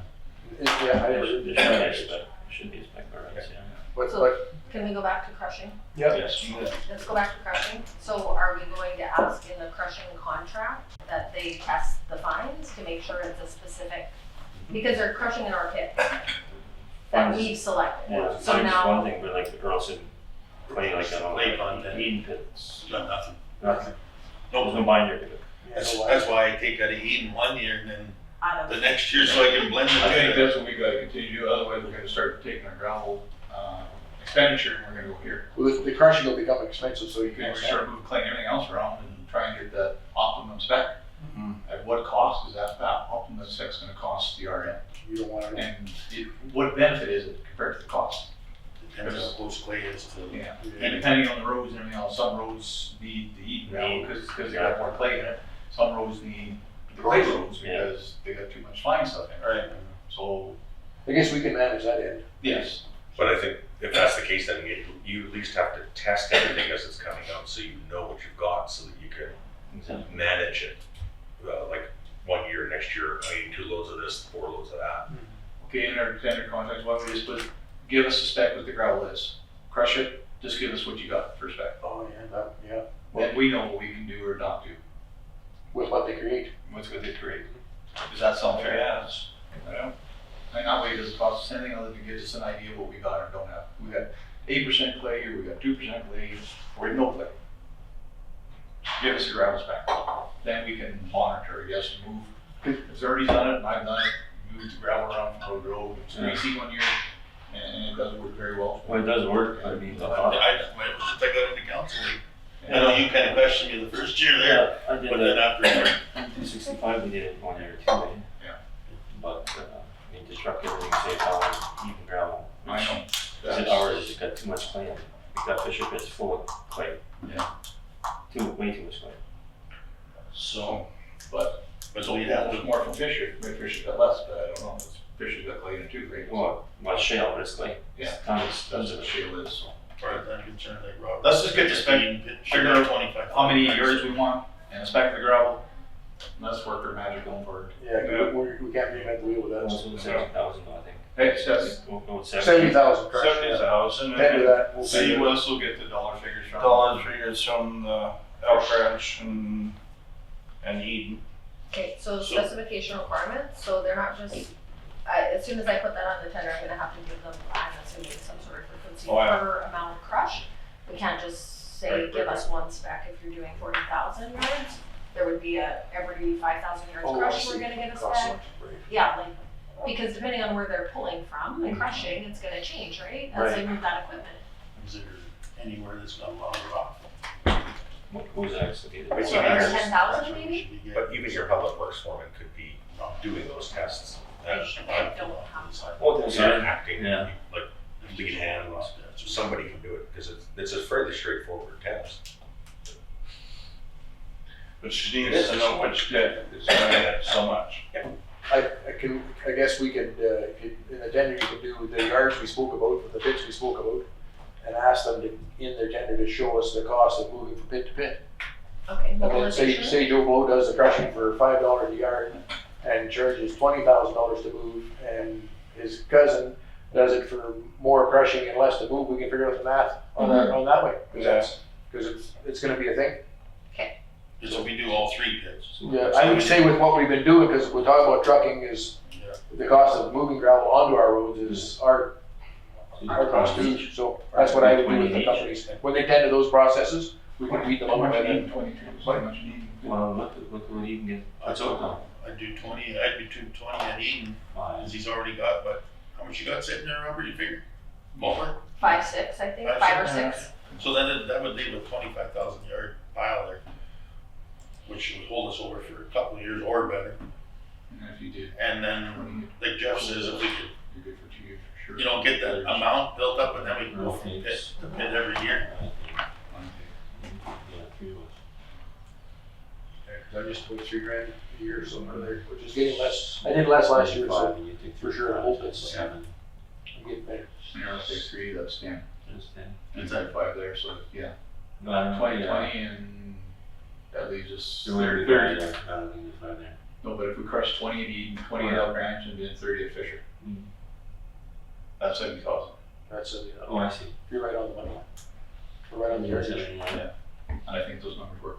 Yeah, agreed. According to these numbers, that works. And once we get ahead, then everybody's gonna go crush 40,000 at Roberts, because we want it to cover over that Fisher stuff, because Exactly. it's too much clay. That's the only bad thing about Fisher, it's got a lot of clay. Good binder, like when it's dry, it's awesome, Mm-hmm. but when it gets wet, it's like, ooh. So did you get I that? don't think any Yeah. of those are too bad. Ow. Yeah. But it hasn't been terrible. I heard 20 No. 10. That was one of the better years. to be honest. I heard a lot of stories there, man. We've had some ugly years, like. Are we going for lunch or No, not? shit, we're Yeah, lunchtime. Yeah. Oh, shit, let Robert's me- belly's going. Hey, I thought I that's heard my it. job. I can play one today. Hey, Robert, I thought I heard a grinder in here. Yeah, sure. And then I'll be supplying maps also for graveling sooner this year, so we can, Of Rosedale this time? yes. What, sorry? Maps. Oh, map. The maps for graveling, what you guys are thinking you want to gravel, and then I will also be supplying a key of colors to be utilized. I didn't realize I should have done that last year. I will do that this year. So do we get them to look around like they get with Boston Pizza? I have a question, like far as road grabbing last year, or this year, I guess it was told, no back roads. Well, I've had quite a few ratepayers saying, how do you expect us to get to spray our crops? How do you expect us to go check our cows? Like, you gotta sprinkle some gravel on this, I'm not saying a dirt road, but I mean, if there's kind of a secondary gravel. Work within your budget, Ron. I think, yeah, some of our yardage has gotta be a little higher. You know, it used to be. I mean, if you're gonna go to 70,000, No, it doesn't matter. then you're gonna allow that into your. No, 7,000 means nothing because I'm only allowed 54 overall. Oh, I Or see. four. I guess you get no drill on your road. Why don't you join me? Well, I was saying, Well, like, I that's think we have to watch what we're doing for gravel too, because all of a sudden we say, okay, we're gonna add another 15,000 yards for new back roads. Well, then what are we doing here? You give every counselor another 500 yards to spread on his ward. You take that times $8 in my ward for the trucking, and then the gravel cross and the crushing on top of that. Your budget for the gravel gets huge in no time. Well, there's a lot of my roads, like back roads haven't even graded in the last 5 years. You know, that part I'd love to have just, Your back road's only 8 feet wide, Ernie, some of I don't know, the ones over there by Nelson's are pretty big, and actually, it was actually built big later on in life, and it's now growing in. And it's just nice to put a little bit on. It's- to There's a keep lot of the roads that main haven't been touched in the back roads, and we used to do them once a year. We always did them once a year. Once. Yeah, well, no, I'm just saying, like, when I first got on the council, I don't, it was always once a year. Let's go. I yeah, do, Carl. we haven't done them in 5 years, We but did now adjourn they regular used to get meeting done. at I've only been here 1 year, so I don't know. 12, Well, they should do Done or that, not, otherwise being we're done gonna. or No roads. what have you. They got that one last year. break for lunch. We have over Jeff Back roads this year. I need- There's been some improvement on them this year. Earl Burton. Thank you. All in favor, carried. We went up by, Be it resolved that this regular council meeting recovers at 1:05. Yeah. Do I have a mover? Are you sure? Second, on the Boston. All in favor, carried.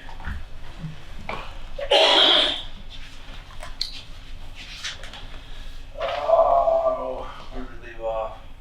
I think, Adjournment. Tilling project motion. yeah, so, tiling project was approved by council, and I apologize, I should have attached the motion there for you guys to review.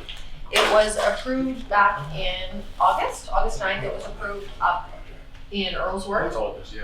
So Bow Rush Construction was approved to do the tiling project, and then we had included Bow information, on the resolution that said the water services folks were gonna do the calculation for the culvert.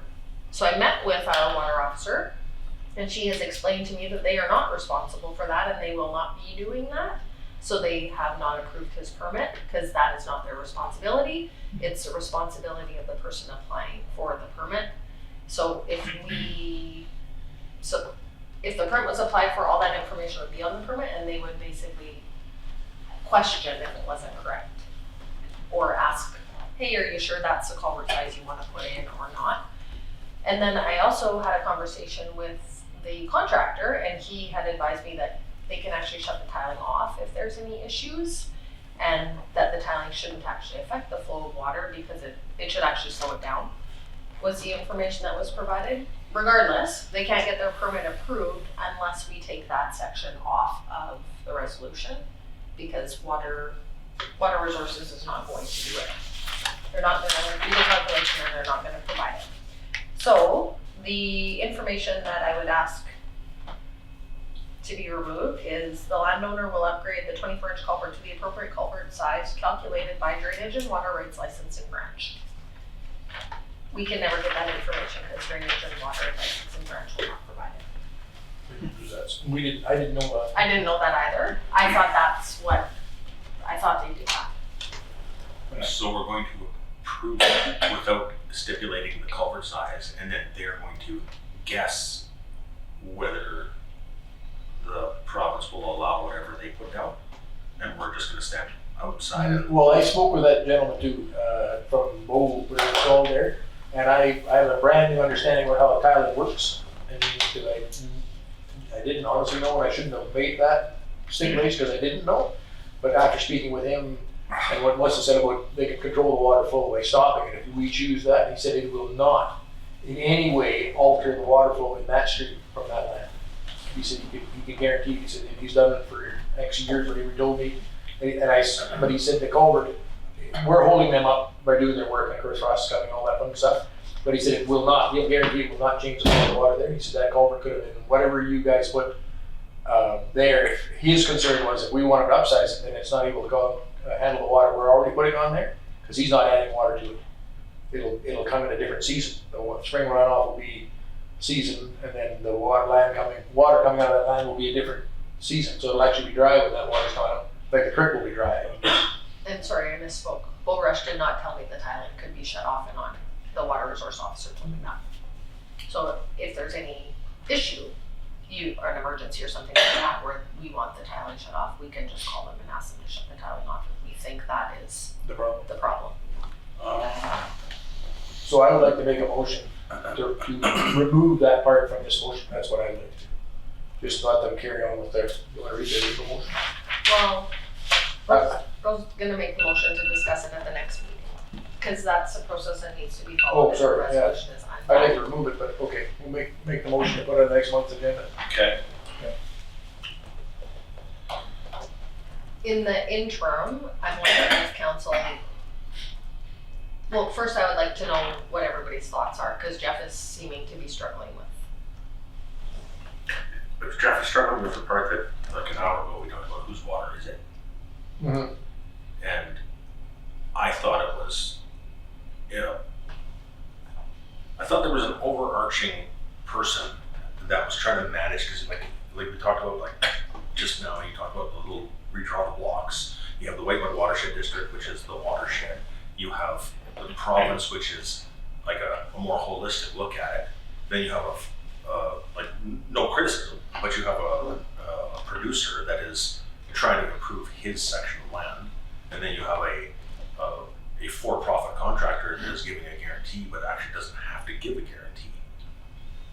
So everybody is isolated. Everybody's working almost at cross purposes. Like, whose water is it? And then you have Whitewood Watershed District that doesn't want you to approve tiling projects, and it just seems we're starting to pile stuff on. Like, what's the point of all the paperwork? Just do what you want to do, or is there a point to the paperwork? That's the struggle. I think the water district looks at the flows of water from culvert to culvert to culvert and natural streams and those types of things to make sure that everything is sized appropriately and you're not putting a 12-inch culvert down from a 30-inch culvert. They're looking at how that water is all flowing. What I would suggest is actually our water officer has requested to be on next month's agenda because we have a new officer, so she would like to introduce herself to you guys. And then I'm wondering if the contractor, if we should invite him to explain to us how tiling actually works, so council could get a good understanding on the ins and outs of that when you guys are choosing to approve or not approve projects. Yeah, it's a good conversation, actually. It was a really good conversation with him, so. He was very knowledgeable. Yeah. The water district doesn't actually need a resolution, they just need us to sign the landowner agreement to say we're aware when we're approving the project. So they don't need the resolution, but that's what was supplied to them. So in order for the project to proceed, we would have to undo it next meeting, or. Can I ask for council to give him permission to proceed in waiting for our resolution, assuming we'll change that? Because we'll give a letter of, say, permission to complete, because by next month, it'll be frozen solid. Yeah, he won't be able to. Yeah, I don't know. So, You know what I mean? So it's, but I guess that's, I guess my ask, because I have an understanding of speaking with him, how little effect it'll have on us. But I mean, if we can give permission to proceed knowing that this is gonna be changed, can we do that? Can we do that? I don't know how council feels, that's council's not saying. How does council feel about doing that? The council isn't responding. They're all doing this. Because that would be my ask for this guy, because I'm involved in this, we all are, but I mean, I made the motion to do this, but without the understanding. Now with that understanding, I'd like to give permission to complete the work in his year, and then we'll send a motion next month if that works. The only bad thing about that, if we get more information that may contradict what's just been said, then we may be changing our decision back to what it was. Yeah. So then, you know what, we've done that more than once. In a row. So, yeah, I know it's holding the project up, but that's, I guess, the spin on that I have. And I have explained the process to him, that this is how something needs to occur to get changed or amended or what have you, and it likely isn't going to occur until December. So I'm not sure if he's making alternate plans or not, or he's just waiting to find out. Won't be frozen real hard yet. He's already got the tally done, doesn't he? Or hasn't done anything? I don't know the answer to that. She's plus always till the end of the month. Yeah. But, yeah, and you Next know, meeting was December. 13. but when you put dirt on a bucket and it gets to be -2 outside, that dirt doesn't come out of said bucket, it's the way it is, so. But that's, my ask is for us to give him permission to go in, but that's just one councilor's ask, so you guys have a decision on first. It's just shooting ourselves. Tile already into a Jumping creek. down. Yeah, it's just, It's a 60. yeah. It's not not turn running around and right point back in. No, it's Yeah, we did something, shouldn't have. well, that little ditch feeds a bigger ditch, but that's, so the Going in waterways natural in place. rut. Yeah, natural rut, that's the word, yeah. That's right. I guarantee it's probably dry right now. Oh, it's a bowl, yeah. And the last 2 events have caused damage at that crossing that we discussed, but it was an event, like the same event we're presently fixing in all of Rosedale. So I'm gun shy. I'm with Dave on this one. I would be gun shy. I feel like I would be voting in a position of ignorance, and I'm uncomfortable with that. You guys can lead it. Like, how often do Dave and I agree?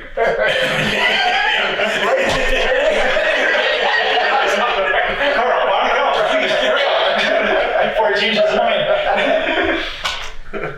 Well, we gotta defeat this just because they agreed, you guys. Yeah. Do you guys want to invite him to the December meeting? I think you should. Sure. I think so, yeah. I couldn't answer, Robert. I mean, I can ask him if he would be willing to come explain. That'd be a good idea. Maybe Yeah, all should the others and ask people about that, sure.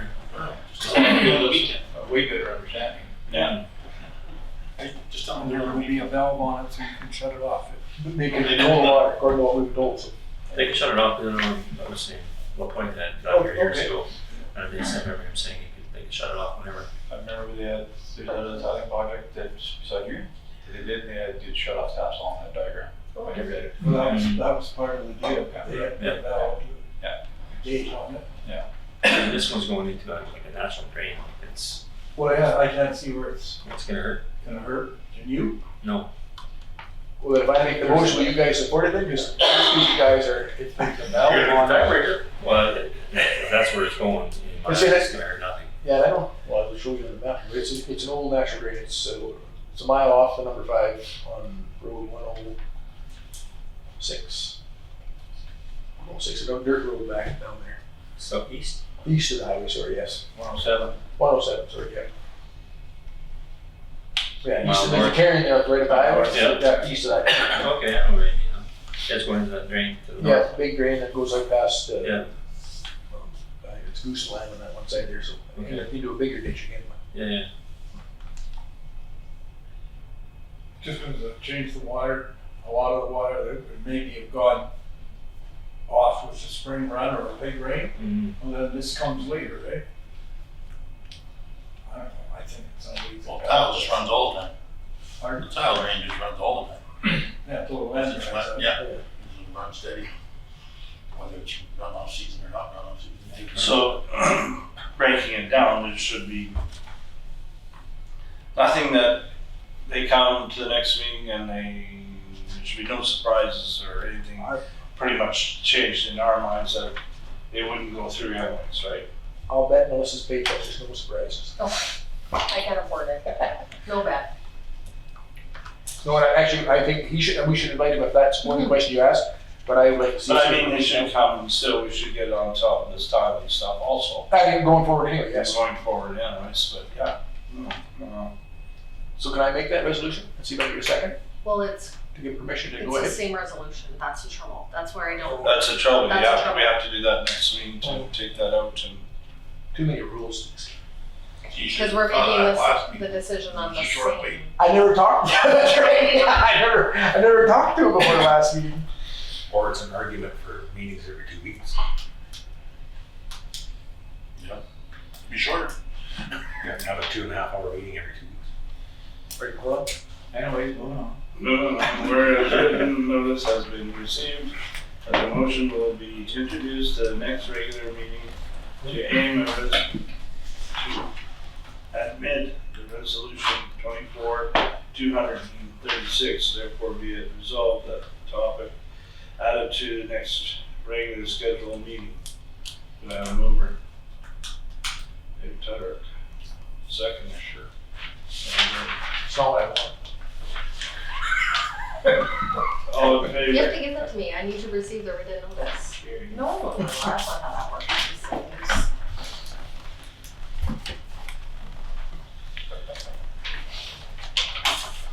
Hey, Road 111 cleanup information.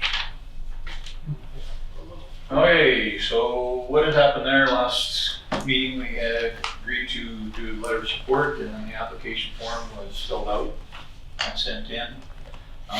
There is a one little snag with it. The person that's operating the equipment name is supposed to be on the application form. So they denied it because the person that we put on the application form wasn't operating the skid steer going across, really. So now we have to change the letter to the different person's name in order to reapply the application. I didn't know that, and on the application form, there doesn't say that. It says proponent or committee or whoever, but since we're using Crawline just for access and we're using the skid steer across it, the person that's operating the skid steer has to be the name on the application form. Yeah, that's it. That's So what that got stalled out. We just gotta supply this permission slip then. All we have to do is the letter was changed, the name on the letter has to be changed, and then we go ahead. Okay.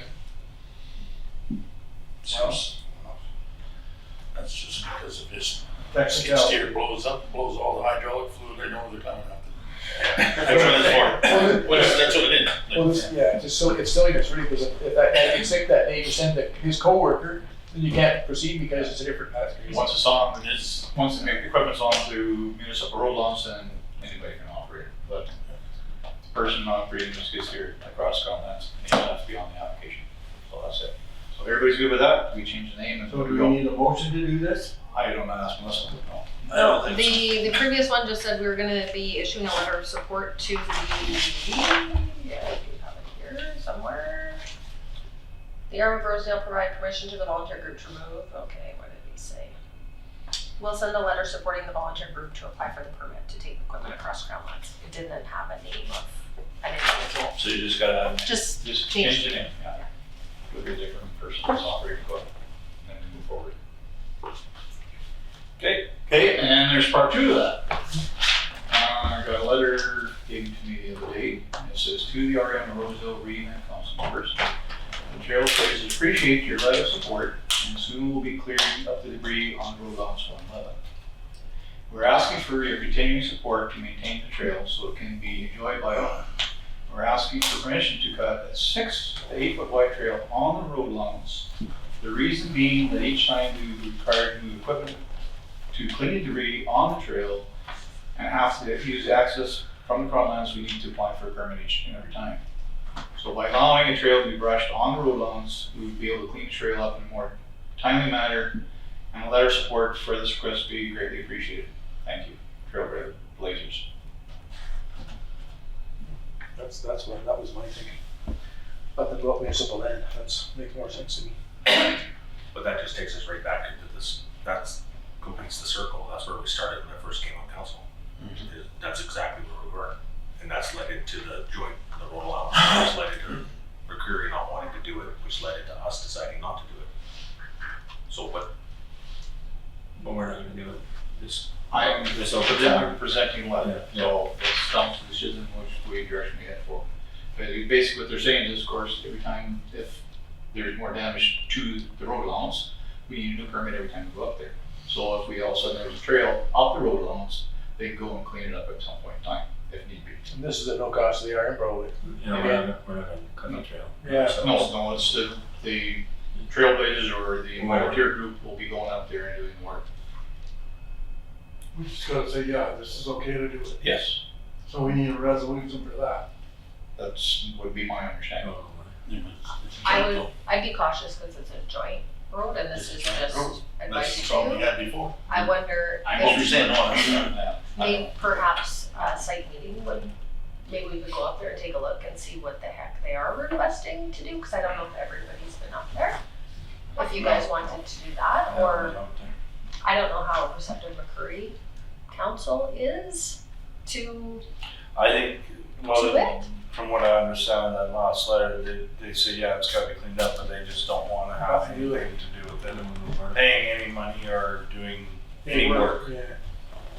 That is my theory and my prospect of that letter. Also, it does state, if a boundary road, if one municipality does not want to work on it, then you're not allowed to move forward to work on that road. You have to both be in agreement. So we can agree to do it, and if they can't get permission from her, they can't do it. You can't do it. But that won't stop us from giving them permission for our side. I guess not. But that's the issue.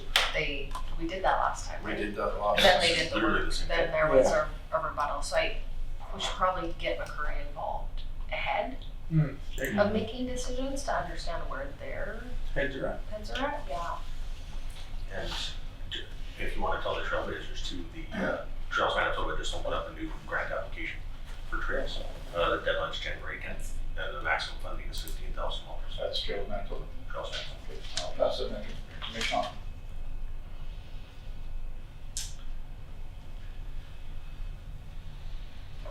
Okay.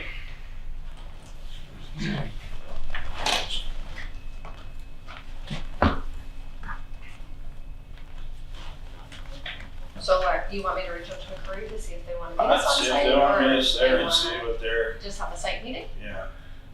I would say so. What do you think, Earl? Well, we Will can they keep be it, open? they're gonna, I'll say, I shouldn't speak for them, but I don't, if they already washed their hands, they're not gonna wanna meet. Yeah, that's probably not, But But you're pretty persuasive, like maybe, well, maybe they don't care if we do it. That's my thing, and I would just give the trailblazers permission to make a 6-foot trail on municipal ground and ask them to stay closer to our side of it. Yeah.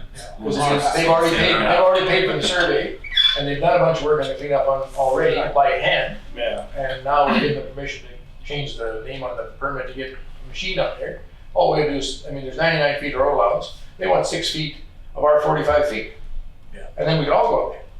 So I don't think the letter of giving them permission to clean the trail, they're gonna do it all by hand, like, well, it would be chainsaws, I guess, but no machines to clean that trail, it'll be 6 feet wide. Yeah. So honestly, it doesn't matter what McCurry says.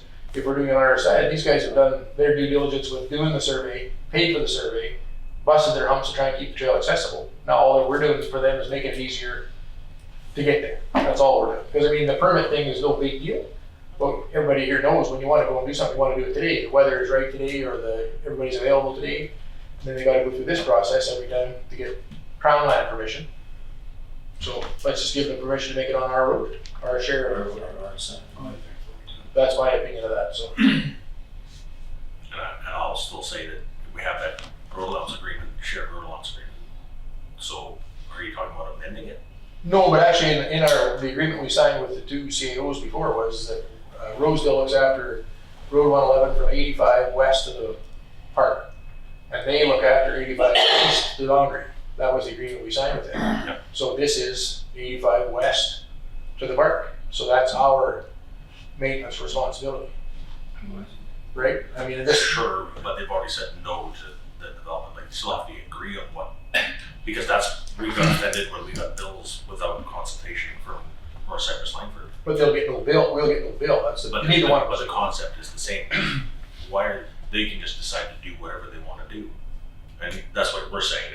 we can just do whatever we want to do because we've decided to split the road. Like, is that written in the agreement that we've all signed?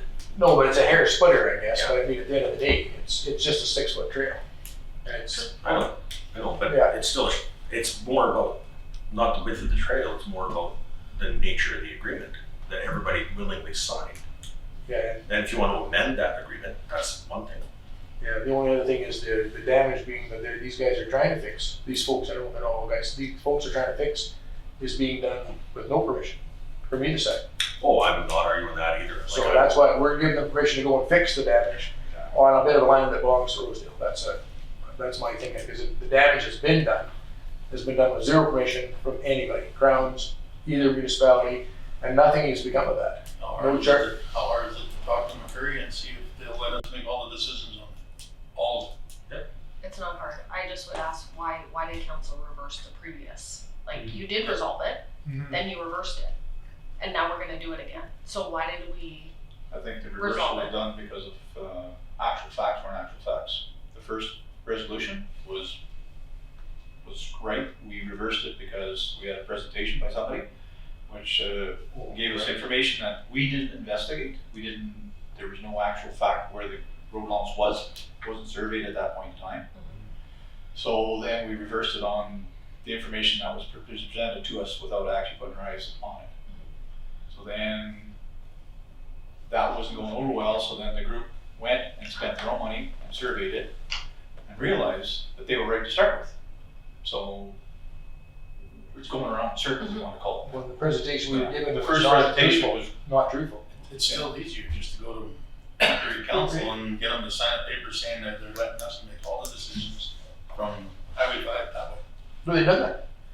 They've We already signed get to make all the decisions. No, they made their road maintenance. maintenance. Yeah, but I know total decisions, That's not- and that means what we decide is fine, they already signed, said, gave us signed off. And then we're clear, we're set free. Because if they asked us the other way, they wanna make all the decisions the other direction, and you don't like something, you're not gonna sign that paper, are you? No way, no. That's developed though too. But I'm just saying, though, like, it doesn't matter, this is gonna be developed too, like, it's developed into a trail. It's just to get them to sign off and say, yes, you guys go ahead, you do what you wanna do on that side of the road, fine. Just sign that paper, you're good to go, you're golden. Once that's signed, you're laughing. That's what I would do, just draw the letter and see if they'll sign it. If they say, no, we're not signing that, then you know there's a little bit of interest somewhere. Is the volunteer group going to apply for a permit? Or they don't wait? For the Crown land, yes, they will. As soon as we get the name changed on the letter and the support letter, then they will apply for the permit. It'll take minutes to do that type of thing, so. Once we get done- So they'll have access this time for this cleanup anyway. Yes, I guess, So one thing we before can and do is after. we can ask them on the Crown land side of it if that there is a start and an end date. If those start and end dates can be changed, like maybe we'll start today and we'll end it in 2052. You know, I'm getting at. No, it. for sure, because it's, And that does change the narrative somewhat. Yeah. I don't know if that's possible. Probably not. It'd be no different than buying a fishing license or anything. They have the start date. Still have expired date. Yeah. And then this letter would be in anticipation of further damage to the road. well, it's gonna happen. And then how to Bet fix your it. baby chicken. Yes, It's exactly. gonna happen. So that's why the access is made easier and better for us, 'cause it's, and better for the law enforcement to get there to see that it's actually happening, so. So What's then, it cost to get that permit for the ground lot? Nothing. So it's saying you can't do it every year, we reapply for another permit to go across again. That's why I'm getting at, I don't know what the start date and what the expiry date on those permits are. Well, no, I'm just Well, saying, per even if permit, they had to fill it out like Yeah. once a year. If we can do, I can find that out. I don't That's- know. that's what- I never asked that question. If there's a cost involved, like if you're gonna spend $500 every time you have to do it, well then nobody wants to do that. It's just an access permit. They probably just wanna know you're there, right? That's about what's probably. Biggest thing, Yeah. As far as like say expiry date or anything, I had no idea. That's the only question I didn't ask. Thought of it Dave. after, but I asked a whole bunch of other ones, but they were very helpful on the other end of the phone. 'Cause it's, yeah. Okay. so the decision could wait till December meeting? some time to do some legwork and. Oh, and on the letter itself, you need to get permission to go No, out I and can visit? give the letter, the letter's easy, Yeah, perfect. because it's from a Yeah. previous resolution, the resolution to approve a 6-foot trail. Could Okay. wait, if Okay. they're already gonna do all this extra. And Or- So they're gonna and see it up right see now, trans- first time. See what transpires after that. Afterwards, yeah. Fair enough. Do you guys wanna resolve anything? How long is the Can letter? we just put it on the agenda then for December? For ne- December? Yeah. Would that be fair? Yeah. Also? Yeah. Yep. Now Carl doesn't have to read my handwriting, that's perfect. Hey, Mountain Road, 84, west. I don't find nothing wrong with this, the only thing that my, comments are is that I want it in writing. That's the only thing. What's that? The agreement I have it Well, what- attached. with, I think. Linnell Lansdowne and ourselves for this flood damaged bridge. There needs to Oh, be. oh, sorry, you jumped guns on me. I was reading the next one over. Sorry about that. I You're think talking it, about the boundary, lands on thingy-jiggy? Yeah, it's a DFA site. it's Yeah, the the last bridge repair. attachment. Sorry, I was, you were. Well, it's down this one. No, it's not. If you open Yeah. this, if you open this. I've never seen Yeah, that. that's I what don't I'm understand it like that. What's that? Oh, we do have a agreement here? Well, she's already approved Or the it, clip so. there. Oh, okay. We can, Yeah, we so can, my council's prefer to go ahead. which picture is there? Supplies. I'm on 3. Yes, okay.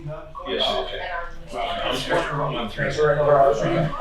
Yeah, not the piles, but the. So they're willing You can sit on top of the we piles. just gotta supply the plan. These are, those boards, those white Yeah. boards, those are that's actually above the wall. Yeah, in the back of the Yeah.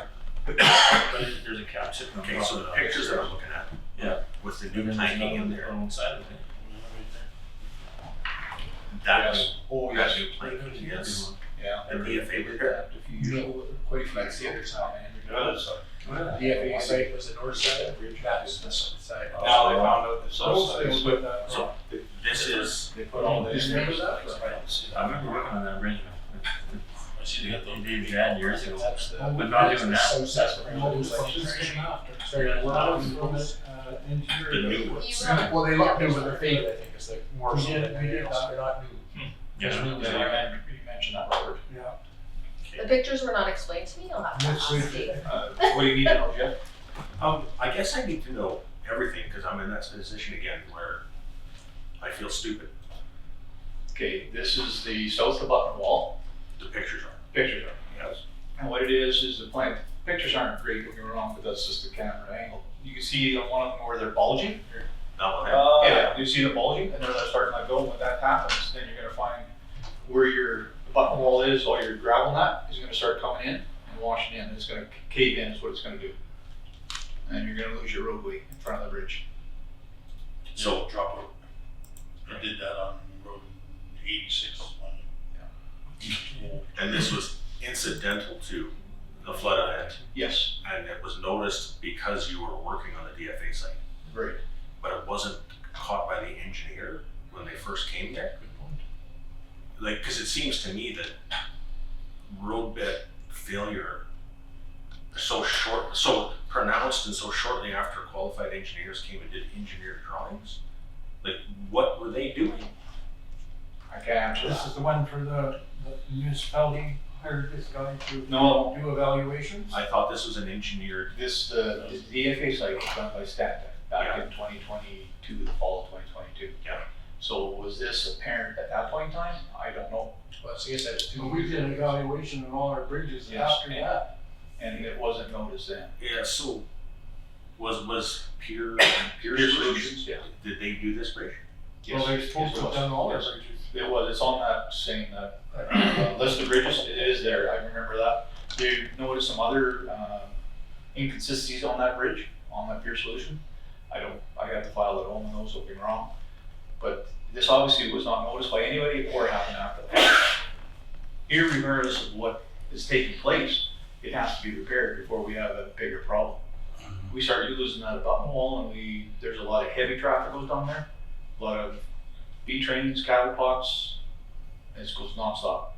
That's a heavy traffic road. Yeah, it is. So, and then that picture is which, That's the southeast wing wall, the cleat they call it, that holds the piece, the abutment wall and wing wall. There's no cleaver left there, so then your inside edge of your wing wall could gone inside. And that was also not mentioned by Stantec, That was on the bridge, the Pure Solution was, that cleaver was on that one. Yes, that I remember. Good there.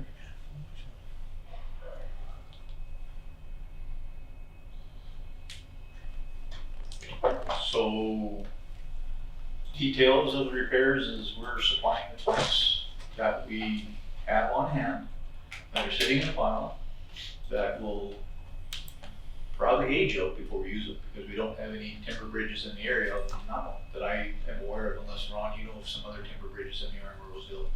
I think this is our only timber bridge other than one that's in Ward 6. Those are all cement ones up there, 95. 95s. 95 is one. They're cement. The tops are cement, aren't they? Cement stringers. No, I don't think so. I don't think so. I think With we 95 measured is- The bottom walls are definitely timbers. But I think the stringers, if you wanna call that, I think those are They're timbers. for steel, maybe. That's all been changed. I looked at too many bridges, man. I remember this one really long, 'cause it's bad. I remember the DFA sites and all the bottom walls are all timbers for sure. 95, Because there's one on 95, that was DFA site 8, and then there's one on beside, south of the Spring Hill Hall. There's another one, that'd be metal probably. that's metal. Yeah. Along with, wooden abutment wall support. Yeah. But they're all, the stringers, or you wanna call the main rails, are all metal. Oh, the ones on 86. They're both. 86, hang on here. There's one by Neil McDonald's and then there's one just returned Collins. That I couldn't tell you. Probably those, that one on They're the all 60 part, yeah, they're all with those. They're all in there. But they're, at least the wood part of that they're top decking, they've got gravel over top, so that helps protect it. I think the top decking. Yeah, they got the top deck is gravel, Yeah. but it's all wood. But I guess either or, put it this way, is we're using supplies we already have on hand. And I'd rather see them being used than going in the not so good pile, if you wanna call it anymore, right? Because timber don't last forever, so it's really, it's almost a no-brainer, it's gotta be done. The piles are all good still? Piles are all good, yeah. There's one pile on the other north of Outland Wall that was crushed a bit, but it's actually fairly solid. So, and that's been doctored up with the DFA site, there's extra planking gone on there, extra riprap and everything, so the north of Outland Wall is way solider now because of that. And just to clarify, if this had happened on the middle of the RM, We did the would it just be a matter of course, like this, Barry just this be year, repairing? remember? I didn't know that. So that's That's, I didn't share years ago. this, if this was not Or a more? share road, More? if this was a Richard 10 probably. this was discovered. Be Like 10 how it years. works, Just right? before me. Right. Yeah. Before we my have time. 30,000. Yeah. So they're That was an engineer. We have We have 30,000. I remember you telling me about it. Recommendation. So the budget line item is fully funded, we've got cash in the bank, it would be just a matter of normal infrastructure. Yeah, like we should have a plan year over It's year great. to do the bridges. Today there isn't a plan, we need to get the plan Well, together. But that, and that's where They're doing here's, we're just report is supposed to come in, they're supposed to fund that work to Yes. do it. That's And this is Yeah. coincidentally Yeah. part The of that. last time we But did just- all that work, I don't remember. So the only reason Them it's called cost council sharing. is because it's a They shared. must have. Yeah, because See, it's a boundary road. must have got together. Well, They're gonna we do did the it work years and ago, we're so I don't supplying remember the cost material. sharing either, like years ago. Do you remember doing another fit on that? Well, the thing is, I guess, I've studied those agreements, I guess, the road loans, and I figured, why are we doing this? It's not out of our pocket, should be half of theirs and half is ours, right? So- Yeah. And actually, I shouldn't say this, but a lot of the ratepayers that use that bridge are on the other side of the road, to be honest. I see no issues with this at all. We're gonna get it fixed. You gotta get it. You're ready to go and get it done. It would have been done already. That was an engineer. Said that those brackets, which look kind of crazy, but that was put in, that wasn't Rosedale or Rosedale steel. I don't care, I just want it fixed. Hey, whereas it has been noted that the bridge located on the boundary road shared with Canal Lansdowne on 84 West has damage that needs to be repaired. Whereas whereas Glenelg, Lansdowne, and Rosedale share the costs to complete the repair. Therefore be resolved, the council, the RM agreed to work with Glenelg and Lansdowne by providing 17 bridge planks and some hardware as the RM of Rosedale contributes to the repair. Do I have a mover? Sure. Are you sure? Seconder? Sure. Let's go. All in favor? Carried.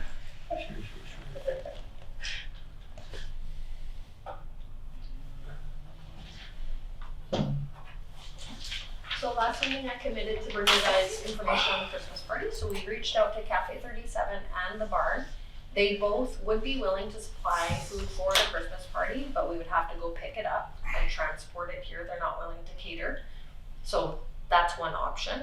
Or we can just continue to go with the option of going to Chicken Chef and then just pre-ordering. We can all meet there for lunch and then have a meal, or we could even order from Chicken Chef and bring it here. Whatever you guys think would be the best. Kind of what Eden Hall is, what? Yeah, but that's logistic. We should have been thinking about this about June or July if you want to go. To be honest, I kind of like the Chicken Chef thing, and everybody orders, everybody gets there, it's hot, comes out of the kitchen, away you go. It's more convenient. It's more convenient to have it. Yep. Yeah, we need to think about taking 3 hours for lunch though, like How long us is that? driving up there. We have work to do in public works. So, you know, driving to Polonia and then driving back and Well, all that of Kelwood, drive Kelwood. well, even Kelwood. We do a site That meeting on the seems way silly. down, look at the trail, Look at the trail. That's full time. stop at the cafe 37 for a bit of a snack, and then go to for the barn for dessert, and then come back to the meeting. So that's an all-day event. That is Sign up. I'll take that resolution, Carl. Well, 2 site meetings the same day. This is just No, I know. discussion. And the thing is, at that time of the year, we don't know what the weather conditions will be like. Yeah, exactly. Our public works guys are grading, not grading, they should be grading. So for them to come in and all of a sudden have a 3-hour lunch break. Be downer David. Yeah. Yeah, so it'll be I know. December 13th. Will That's when be they used to have the supper. day. What's that? That's when they used to have supper. Seems like the CAO should be Nobody responsible works. for this staff arrangements, right? She should just decide, Okay. tell us what to do. I will. Uh-oh. Arranged. Yeah. Arranged. Don't have the day off. Yeah. So 13. The 13th, council meetings council. Yeah. Meets in the Chicken Chef. You need to switch it to supper. Yeah, Everybody's not working. on a Saturday. Yeah. Yeah. If people Yeah, you are need willing to. Well, that's what they used to do. We used to do that Use for a their- long time. Did the RM used to have spouses also, or Yeah, just? That's what it was before, man. You were only allowed to bring one, you couldn't bring both. Oh. Girlfriend. Mistress and oh, camera was. Use your own girl. Yeah. Oh. Moving on, CAO's report. Any questions? Sorry. I thought I had lost.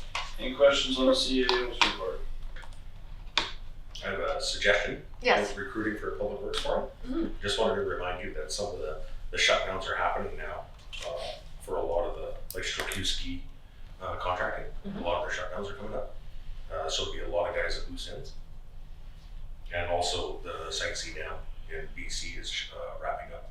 And there'll be all thousands of guys at loose ends until the next big project gets picked up. So I'm not saying it's simple to get a hold of them, but there's going to be a pool of people coming over right away.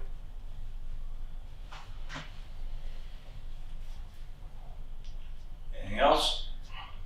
Yes, mine's I'm just waiting for it to load. yeah, I'm waiting for my. Oh, it's loaded up. Taking forever. No loading going on here, it's just taking its time.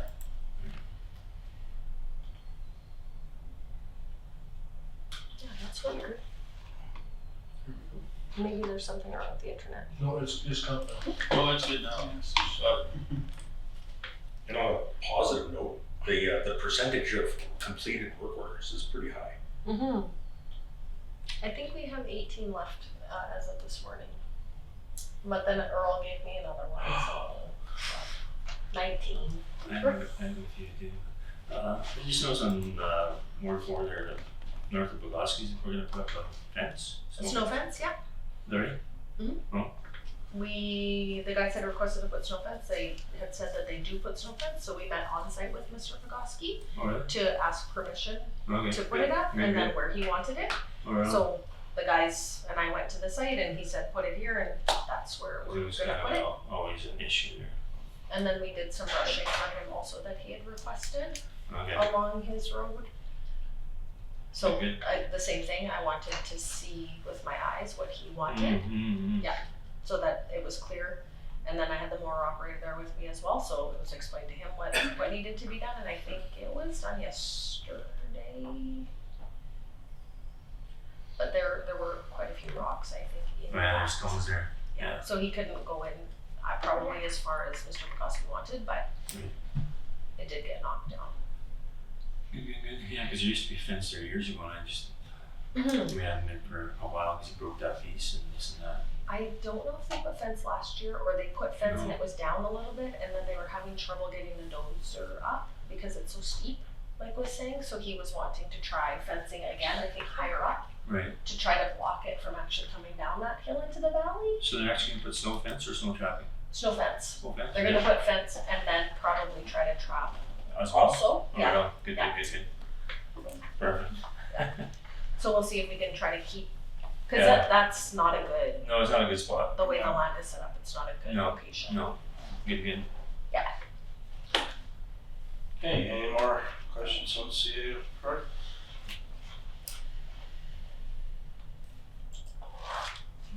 Proceed to move forward.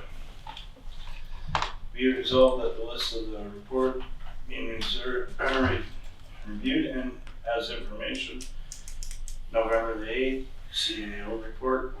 Do I have a mover? Dave Tugger. Seconder, Ron Costinger.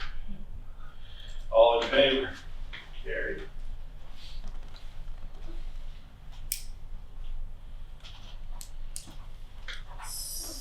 So I just wanted to, I should have put a maybe in the studio report. I just wanted to give you guys an update on the 100 North Road build. So the road is there. The ratepayer is still building the house, so there's lots of stuff going in and out, lots of traffic and such going in and out. And there have been some issues with trucks having a hard time going in and out. I believe it was prior to the finish of the road, but regardless, we're going to be putting a culvert in that road on next Friday, if we can get the backhoe back together. We were wanting to do it this upcoming Tuesday. So I have coordinated with the ratepayer to see what days work best for the ratepayer, because of course they have a lot of Yeah, it's trucks in action and out. going up and down the road. Yeah. So she had given Tuesday and Friday next week, so because the equipment is down, Friday is now where it's been defaulted to. So once the culvert goes in, I think it's gonna change the slope of the road somewhat, so we wanna see what happens after that. We just got our locates this week, took us Nice. over a month to get them, so They're done. so that's the plan moving forward, and then I will communicate with the ratepayer as well to see if they're satisfied or not satisfied or what have you. So if there's any issues, feel free to bring them forward so we can address them, and then we'll go from there. Well, I've been talking with them and they're not happy with it either. With the pitch of the road off 92 grade. It's just so much of an I'm just killing so much of an incline. Mm-hmm. So I don't know. I'll figure out my chat, still know something else. Well, I was wondering, starting to wonder there. To me, it needs to be tapered more, but because I know it'll help a little bit by putting that culvert in. But that's then again, you're gonna taper it off into the 92 road, which you're tapering it into the crown of the road, not into the. So after we install the culvert, maybe we could go up and take a look, because I know like Jeff is new to road building and such, and so am I. So if we could have a whole, maybe we could go to Road 111 the same day. Maybe after the culvert gets installed, we could go up there, take a look, see, and then you could share some information with all of us. Yeah, because I never, I know what Road 100 is, I've actually seen the project since it's complete. So I haven't seen it. Yeah, and then we could figure out how proceed moving forward. And I think moving forward, more detailed documented information needs to be provided on projects. Not just let's build a road, let's figure out what exactly we're doing. The same as like when we budgeted Earls Road, we budgeted 30,000 or 20,000 or what have you, and we thought we could do way more road originally, but we just had do Road 110. So if we have do 1,100 feet on Road 110, then it's easier for us to budget, and then we know more what the scope is of the project. So moving forward, like those capital sheets that Allison gave everybody at the last meeting, that's where the details could be captured, and then we know what the scope of the project is moving forward, and then we can Budget for it. budget Well, properly less and chance then of give safety. instructions. Well, Less chance of We mistakes. did meet there 3 different times to discuss this, and it's still, I think that's the issue though, everything's verbal discussion. We need to start writing some things down. So that, because verbal discussions get misinterpreted, and then if we're meeting, then it sometimes is problematic. If we're meeting and then we're changing the scope, and then we're meeting again and changing and then meeting again. I just want to have clear instruction to the operators. And I think if we get the culvert installed and we all go on site, maybe there's some more information that could be shared of why certain decisions are being made a certain way. Well, yeah, and we're all learning. Yeah. Like I'm learning, right? And the public works guys are not road builders by any means. They're operators, and they're learning. And I really commend them for taking on the project, because perhaps maybe we should have tendered it out. But that's all in hindsight. So let's just do better moving forward. Yeah. Yeah. I mean, I think our public works is doing a great job as it is for what they're doing. Yeah. So Absolutely. we'll- You know, we'll I mean, get the there's culverts and then touch-ups, we'll go right? And there's, you know, we'll get into that other part of it later, but I think they're doing a good job, and sometimes they need to just hear that from us too. You guys are doing a good job. I think as we as council members can support them going forward, it's all the better. Whatever it may be, you know, putting out fires with ratepayers, wherever, instead of fueling the fire, putting the fire out. Agreed. Okay. And I for one would like to go for a tutorial session. Because I think I've learned a lot. Yeah, me too. Yeah. Yeah, I think everybody on council has a great, a lot of good skills to share with each other, because we all haven't done everything. So Yeah. let's learn from each other and just be open to the communication and the discussion and go forward. Okay. Team Manitoba. Is that you? That's me. Alright. Don't give us the apple pie conversation here. Okay, so what can you? Wait, where's your little timer? Yeah, I'll do this fast as I can. We'll wrap. Bob Canoe stood up and did a thing about how the approach to affordable housing and housing in general is to a Team Manitoba approach. All hands on deck, everybody gonna work together, all gonna cooperate, you know, kumbaya. So coupled with that is the fact that I mentioned at the last meeting about how that federal design housing catalog is coming out with engineered staff drawings.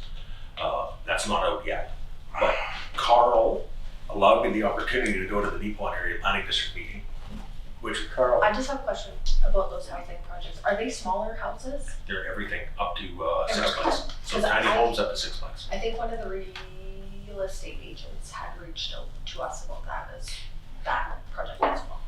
If it lives up to the 1962 version and the 1950s version, it's going to be amazing. If. Yes. Haven't seen it yet. Yeah. But so because I got to go to that meeting, in the meeting I asked Jeff Braun what the plan was, and he threw a fair bit of cold water on me because he mentioned the fact that he says they weren't a consultant on his organizational level. He said so he doesn't know what's in it. I thought I was going to get all the answers, but he mentioned that the concerns that they had in their office was their engineered stamp drawings. He says, but are they designed for our soil conditions, our wind loads, our snow loads? But that came at the end of a meeting and Robert, this is for you. You're doing a hell of a job in everything because this building looks amazing. The finances are gone over with a fine-tooth comb. And I found out how much money they have over there. So they've got a little bit of money to spend. So I'm revising my request, which was like approaching the Nippon Area Planning District to like, what's about the housing catalog? I would really like to request that they spend a bit of money when they get the catalog, is to take that and make sure that every engineered stamp drawing in there is suitable for building here.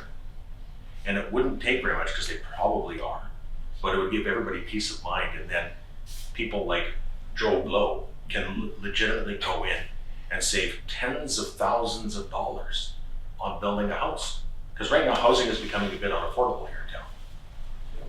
And so I wanted to talk about, like we were out in Franklin, the cost of building a house in Nipawin, by the time you get a shovel in the ground, I'm gonna round numbers, it's not quite accurate, but you're probably at $85,000 by the time you put a shovel in the ground. If you go to Kelwood, it's probably $10,000 using this stamp drawing. And if you go to Franklin, it's about the same, plus 17 to get water, because you may as well. So, and then if you gotta double that by the time you're paying like a 4-5% mortgage rate, you're doubling that in your lifetime payments. It's a huge deal. And I really think that as a planning district, we should make sure that those stamp drawings are suitable for here. And they should be like promoted heavily by everybody. And let's fill up Kelwood and Franklin and Eden and Burnie with all these pre-engineered houses. Save everybody hundreds of thousands of dollars per community.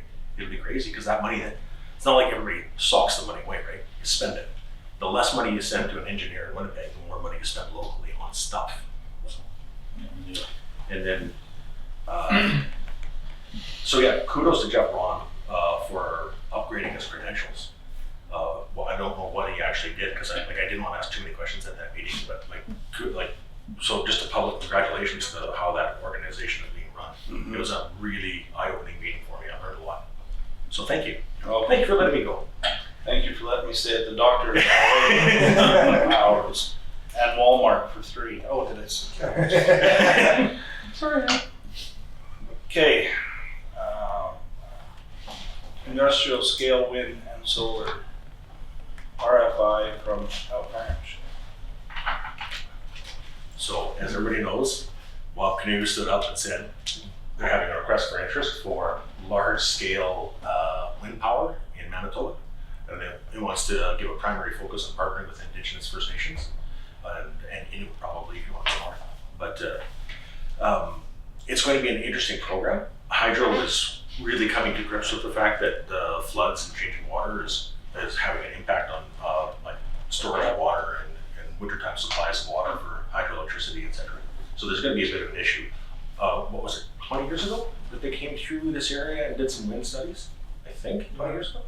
And like St. Leon and like now Highland Mountain and whatnot was the better place, but those places are now basically filled up. So I just, the secondary places that were up here that weren't good enough for the first go around might be good enough for the second go around, which means that there might be some interest in putting up wind turbines in this area. Huge might. But even if it doesn't happen in this round, it might happen in 30 years when they run out of another couple hundred megawatts and they need to put up a couple more like smaller turbines. So it might come up here. And because it might come up here, I would encourage that we try to get ahead of that one. And the same thing, like the wave of the first round for wind power is already over, right? Because that request has gone out, but there's going to be one for industrial grade solar. So I just thought that we should get started thinking about it, because a lot of the brownfield sites, like remediated gravel pits and whatnot, that are no longer suitable for agriculture, or no one's going to build, no one's going to develop it. It's just nothing too far away from highways to be a commercial site. And we have a couple of them, and they're ideally suited for utilities scale solar power. Out in the middle of nowhere, pumping out a couple hundred megawatts of power, feed it into the grid, and just basically act like a battery. Kind of like the Brandon natural gas plant, right? Or coal plant, and then natural gas. It basically acts as a battery, just almost as a peaker plant. This wouldn't be that, this would be more base loaded, but intermittent. So I don't know how to even get started on that, but there's money available to do strategic plans, and there's money available to do accelerating community energy systems projects. And this one specific grant that I'm going to give you, Melissa, is it's to do a study to identify opportunity areas for community energy systems including renewable and district energy. And this applies to Kelwood, and I'm always talking about Franklin. The province wants to do community level, neighborhood level geothermal. Franklin has lots and no people, so it's a perfect opportunity to push something like design catalogs, solar power, and also community-wide geothermal. And you can have a heck of a little community in there without having to destroy a lot of stuff, because right now it's vacant lots, and then you could possibly build on them. But this project, the deadline is February, the funding source, the deadline is February 21st. So you'll have lots of time to finish off the other ones. But this can, I was gonna put something more coherent together for the next meeting. But it's, for RMs under 10,000 population, it's an 80% grant. And our contribution can be staff time. We don't have to put any money out, and we can get a proper study done for wind, solar, and geothermal, and identify where it should go. So I was hoping to get just some sort of indication of support as to whether or not we can get the CAO to do that, or if I should just put it as an agenda item for next meeting and then do it then. Agenda. It's up to council. What does council want to do in the RM of Rosedale? I'm gonna ask that question probably until we have a strategic plan, until somebody That's the next one on the list. brings forward. You know, what are we all passionate about? Why did we join council? Why are we councillors? What are we trying to achieve as an RM? Those are all questions that will be asked to compile the strategic plan moving forward. And dress up again for strategic Oh, plan. look at me. What am I on now? Strategic plan. Strategic plan. We gotta find you a job yet. Oh, he does have a job and he still does it. He does? So I have the strategic plan for Westlake Employment Skills and Services Center. Mhm. So they have a budget of approximately 150,000 per year, and they have a full and detailed strategic plan. And they also have a timeline, and also like key priorities and what have we done to match that. It's a really, really well done on a small scale plan. Like I'm really impressed. Again, another thing I'm really impressed by. There's a level of professionalism over there that's kind of is way out of proportion to the budget and the staff. And I'm not sure, like I don't know who is responsible for it, so I can't give them like name recognition. But I just thought I would bring it so that you see it and have it as a kind of not necessarily a template for us, but. Yeah. Something to start with, so we don't have to start from scratch. Yep. And if it ends up not being at all useful, then great. But so if it is useful, then But it's, yeah, it's a start.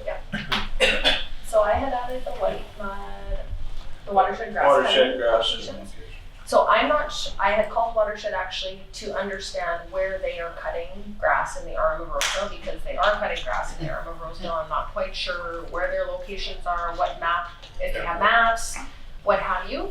And I was told that I have to ask my council members that sit on the committees to bring that forward at a meeting.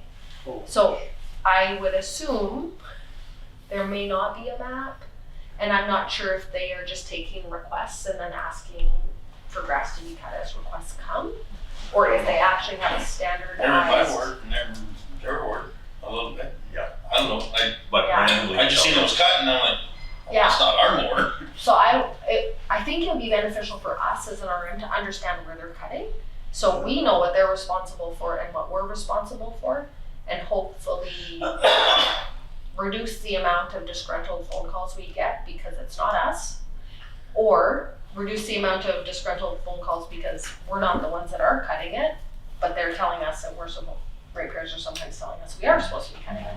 So I don't know what they are cutting and what they aren't cutting, so until council maybe requests a map of what they are cutting in our RM. It's fine because it's every 4 or 5 years, that's when I see it. 'Cause Oh. they'll come and like, this year they'll cut. Yeah. They'll go 4 years now and you won't see. Maybe they're just cutting like big willows and. Why not, but they're over by, They do a ditch complete. behind Tibbetts there, They they're don't do the back in there. That was the thing, I think, people But will my- buy. By my place, they're over there. drains that they constructed and maintained. Yes, over the years, yeah. Yeah, they used to cut them every fall. So why don't you give us a yearly map? They kind of bounce all over now. You That's won't see my it for like request. 3 I years. think Jeff, you said on the Yeah. big. Cut anything and then all of a sudden there's an order. Yeah, and I have a What the meeting heck? on Wednesday, next week. Wednesday. There's no schedule on them. I think it's right at Watershed. They used to. Ours The is meeting Tuesday. is right. and Ours is there's no- Tuesday. Yeah. We go So it'd be nice to know where they're cutting, so we have an idea of what the heck is happening. Well, I would suspect that their public works guys will have that in a plan, because I don't think they do every ditch every year anymore, as you No. just said. I think they do, whatever they do, but Canada and Rodney would know that for sure. Yeah. I don't know who the lady is at the reception office there, but that's what she told me, that the counselor, whoever goes to the meeting, should request that from Camerani. There you go. Okey dokey. Your wetland. There you go.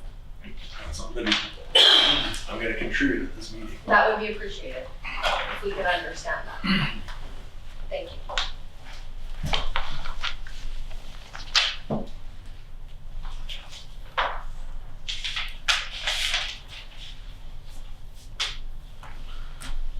All right, anything else? I have a question for council.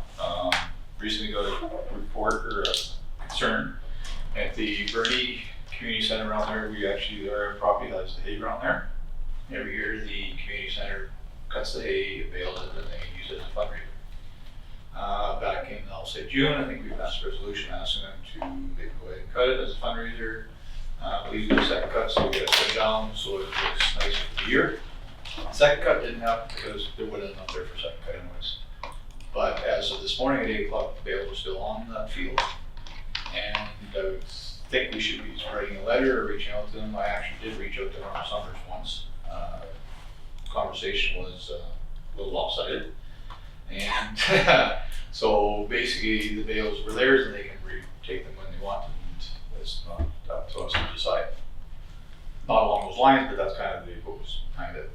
So I'd like to, going forward, I don't know what everybody thinks, but we either continue with it or we just donate some money and just take control of our property again and mow it twice a year so it gets cleaned up. So feedback is what I'm looking for. Mow it twice a year, keep it clean like all the other halls. What's that? Mow it twice a year and keep it clean like all the other halls in Rosedale. That we mow, because it's, I think it will take probably 2 to 3 hours to mow because you're probably looking at 5 to 7 acres there to mow. With the big mower, dude? With the big mower, yeah. With the big mower, yeah.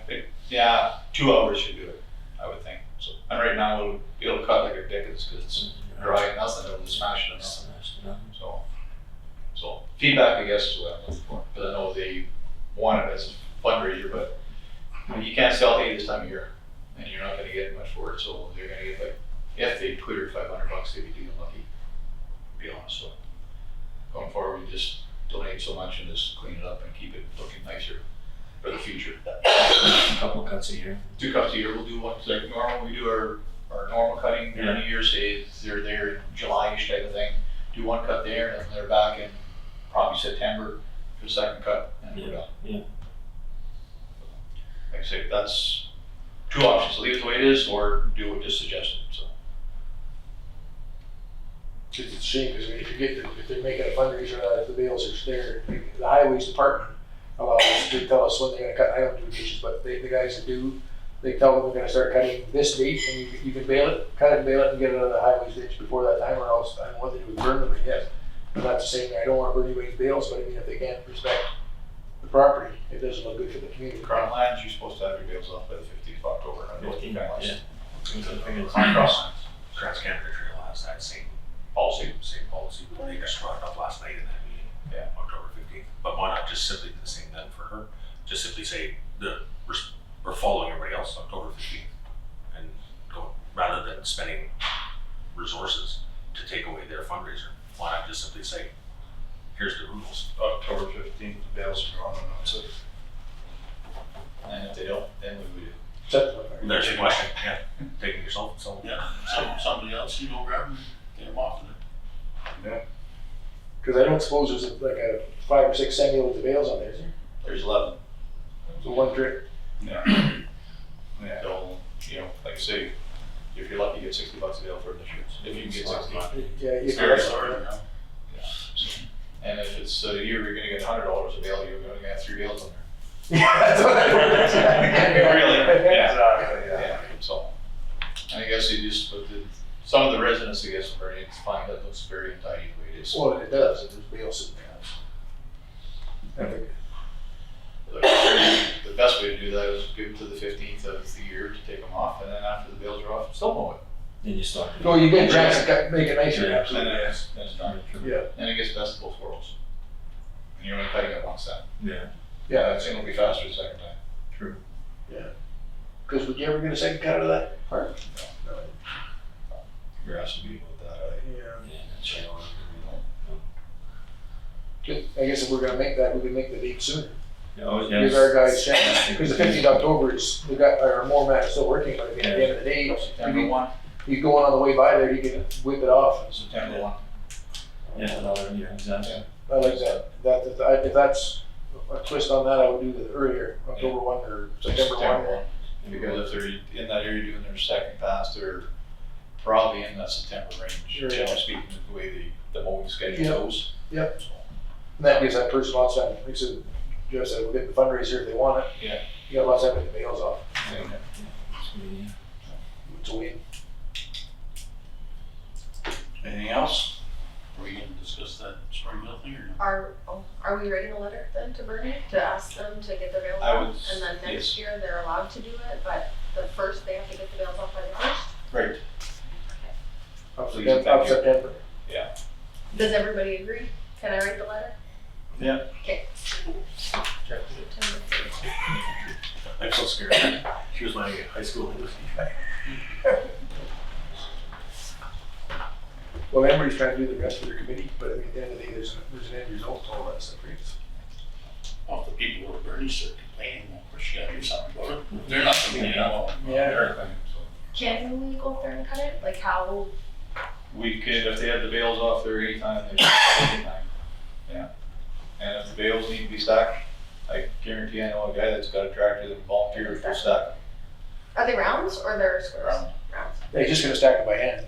Wow. I didn't know if they were squares. It's not ready yet. Oh, I just wondered, I didn't know. Still waiting for parts. And Okay. parts came in just actually yesterday, to be honest with you. Okay. Ernie had a question, Spring Hill issue. Are we gonna leave that till the next meeting, or are we gonna come back with more facts on it, or are we gonna? They already have the culvert in the ground. No, well, they're waiting to get one so they can. Oh, they haven't made it out yet at all. So everything Just is, put on the new one. Approach one is done, the first one is done. Yeah. but this, Their main approach. so this isn't an after the fact thing, it's real time. Yeah, they wanna get it done before everything snow flies and re-sculpt the whole ditch there and finish up. So I still say I think Hunter colonies are different.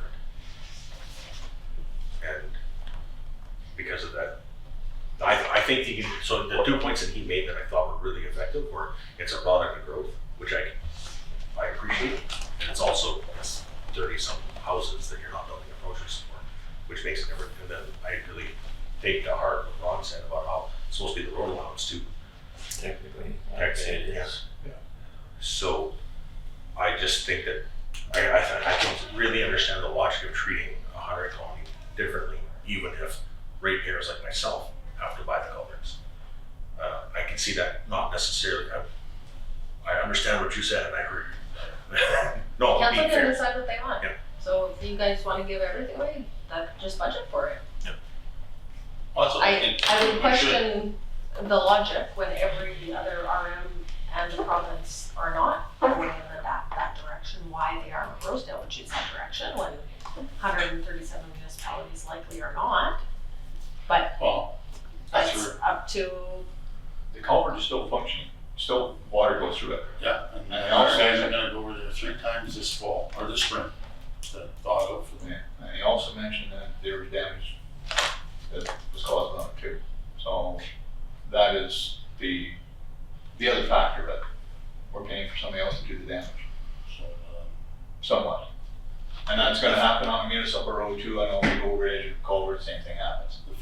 60-some-year-old culvert that's in there, doesn't make it, almost 60 years, it's, and you said what, the lifespan is 70 tops. That's pretty well its lifespan, isn't it? Well, And it's already, there's tons and tons of traffic on there. Tons. yeah, But it is the end of his lifespan. it is at the end of the lifespan. But it's not their, and it's not their only access, though. It's not their only access, they only have 4 accesses to that tunnel. I know. Sure. Is it 2? There's one on the east side, goes to that building. Rendering plant, that's all on a different section. No, it doesn't, that's part, that's all the same colony. No, it doesn't go into the column. There's not a driveway No, but from it's, there over to there. they're all saying it's the same colony. It's Yes, the it's same all colony. colony, So but it's, and, it's and, no business. and It's like having it over your field. Well, you got approach to every one of your field. I have 1 field, so yes. Well, I'm just saying, like, That's the answer to that. that's what that is. 1 That's farm, the 1 approach. field, yes, but I have 1 access. And, I mean, and most regulators do. You got They one have house, 4. you got 35 houses. Yeah, I know, but I mean, it's, I know, but inside of that colony, there is a bridge on inside the colony. That And they whose built. bridge it is, 12 feet wide. They built. 12 feet paid for wide. it. And they need 4 or 3 60-foot accesses to their colony. And we're not stopping them from improving their access. There's no- We're trying to sell them culvert at a cost, as we're trying to do across the board in Rosedale. So I mean, it's not personal for me, it's not one bit personal, it's just the fact that the money, crunching dollars, and we offered them we passed a resolution to give them the, I'll call it discounted price on the culvert, because we get them at a better rate than anybody, so they've been offered that. No, they don't. We actually don't get as good a rate as the other. But they keep asking us for the culvert, so we must be getting a pretty good rate. Because if the colony could get it cheaper, why would they come to us to ask for the culvert? Because it's, our infrastructure, not. For sure, and we're giving them the culvert, and asking them to install it. And we gave them the culverts for approach number 1 to start with. The original To the was- west. They got those You culverts. guys still don't understand, there's 30 houses there, or 35, whatever you want to put it. It's what? 33 less approaches we have to build? Yeah, but we're not building the other approaches. 'Cause Well, we should have to build one for each one of the houses then. Because we get more. It's a major yard, it's not like, I don't know, hey, you can sit and laugh all you want, Dave. It's hilarious, I know you think everything's hilarious. But You don't. not every RM is how many, making people pay for theirs. how many accesses is Rolling Acres? Should we start calling all the RMs and ask every single one of them? That's our plan, Okay, actually, is to Okay, go on then. everybody's website, That's the see next what part we about can going to find for convention, because approaches you and ask every culverts. single Yeah. person you talk to. And we're just having a conversation, nobody's I know. attacking you or Right. anything, so No, we, but that is our when plan, you get is to someone laughing at you, actually it's not funny survey, either, so. is to survey other people Yeah. to see what they're doing. And every website that I've went onto, that's what I'm finding, is every RM that I've went onto, they're making repairs pay for them. And not only the initial approach, replacement as well. So even when those approaches are running out of time and lifespan, the repairs responsible. And they're not just responsible for the culvert, they're responsible for install, they're responsible to coordinate with the water district to get their permitting, they're responsible for the surveying. Like, it's not as simple maybe as everybody thinks, let's just put a culvert in. There's a lot of hoops that need to be jumped through to do it, depending on what the situation is. If you're replacing like for like, that's a different situation. If you're putting a new one in, there's other people that we need to consult with. We can't just be slamming approaches and culverts in wherever we like.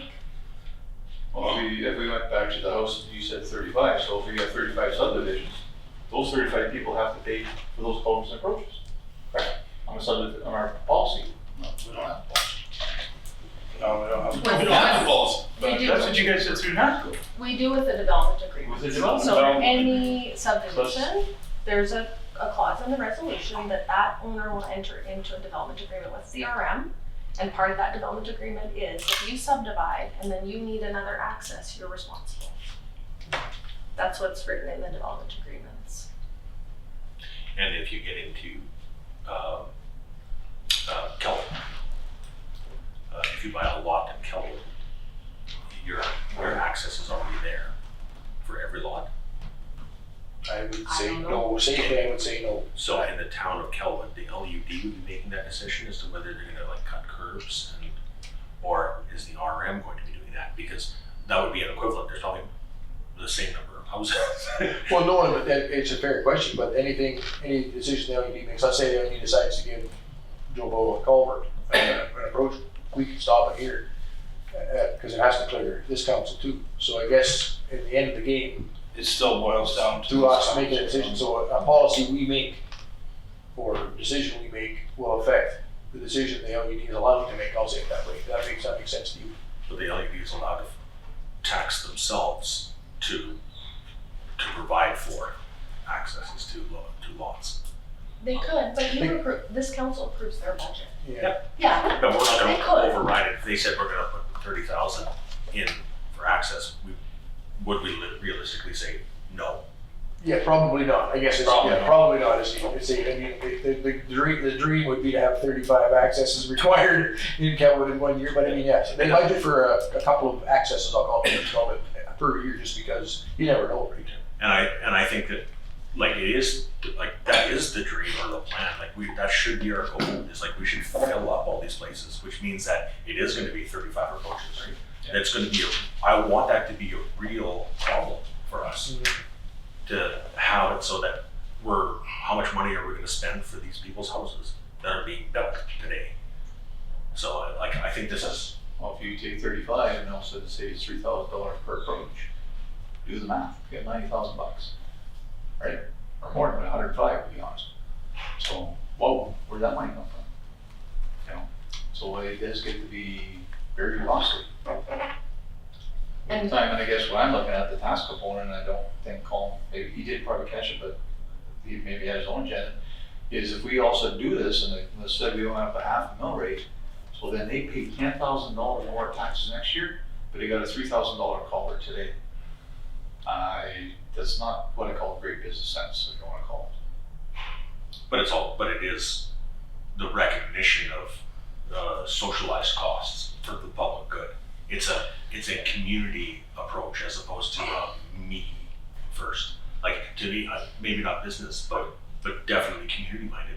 Oh, it's community minded, but it's costing $7,000 to become community minded. With that statement, I'll just clarify that too. Colin did say that it's not just culvert, it's ripping it out, putting it back in and everything else. That's what he's basing that $10,000 on. All over, not just culvert. No, but it wouldn't cost, honestly, $10,000 to put that culvert in. If the culvert No, I was, know. the culvert was on site, say just laying down the ground there, imagine it, then the dig is maybe 6 hours in and out, any given back to us. Because it's just 60 feet digging, put the culvert back in the same spot. They're not moving it. They're just taking the top off. An hour. Or, okay, I was being very, so I was, no, I thought you were going the other way around, sorry about that. No, so that's, Serious. What's it today? no, but I use a smaller hole than you guys, Okay. but no, but I agree with that. I thought you were going the other way. I'm sorry that my reaction was you were being, but if you figure on a day's wages with a hoe operator, it's $2 grand. You know, Because you take the soils out, you make it wide enough, you rip the old culvert out, right? Put the culvert back in, put the tops or whatever you had on, fill back on. You might need a little gravel on top to make it pretty. But yeah, it's not $7,000. I'll do it for 65. If the colony costs 7,000, I'll do it for 65. once they go all these culverts saying $5,000, I did for $5,000. Yeah. So Because All day, every day. every day, Yeah. because yeah. yeah. Because I see, I mean, the traffic at the colony specific, as you say, it's different, unique, but the traffic there is through the roof for amount of traffic. It would be. And you got to question if you put a metal culvert back in there, whether they do it or the man on the moon does it. I don't know that it's capable enough to carry that weight all the time. Because I mean, a 7-year-old or 60-year-old culvert doesn't make any difference, but I mean, the water it's dry right now. I bet you nickel that culvert's dry right now.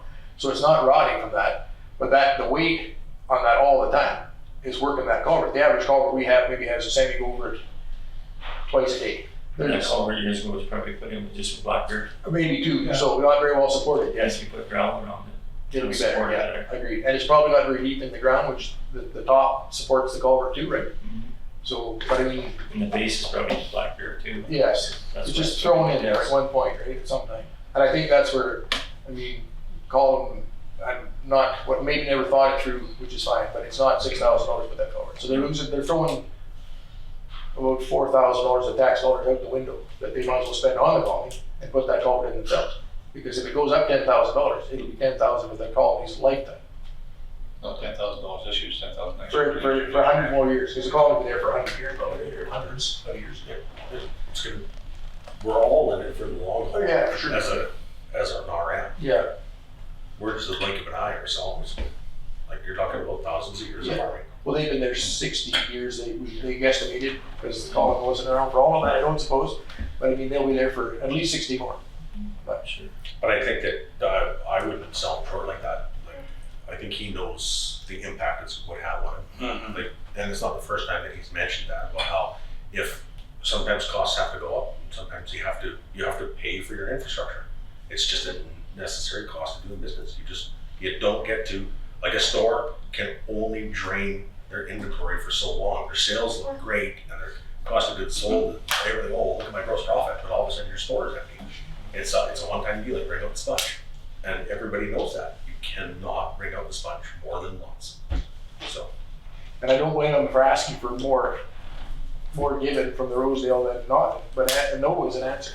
No is a complete sentence and it's a complete answer, so. But we didn't say no, we just said we're gonna sell you the culvert at this cost. So it's not as bad as a no. And to Jeff's point of selling property, I am going to provide lists of vacant lots in Franklin to Jeff and to Earl, whoever's got a town, so that we can decide what we're selling, That's why we're selling. get a list together, figure out what properties we wanna keep and retain for like arboretums and stuff like that, and then figure out what we wanna sell, and then assign dollars to the properties, cause we've had lots of people coming in to ask what we have for sale, and we don't have a list of what's for sale, For sale. and then that would support, Oh, it is. that would support the housing project as well. It is. It's our property, so we can sell it. There's water there.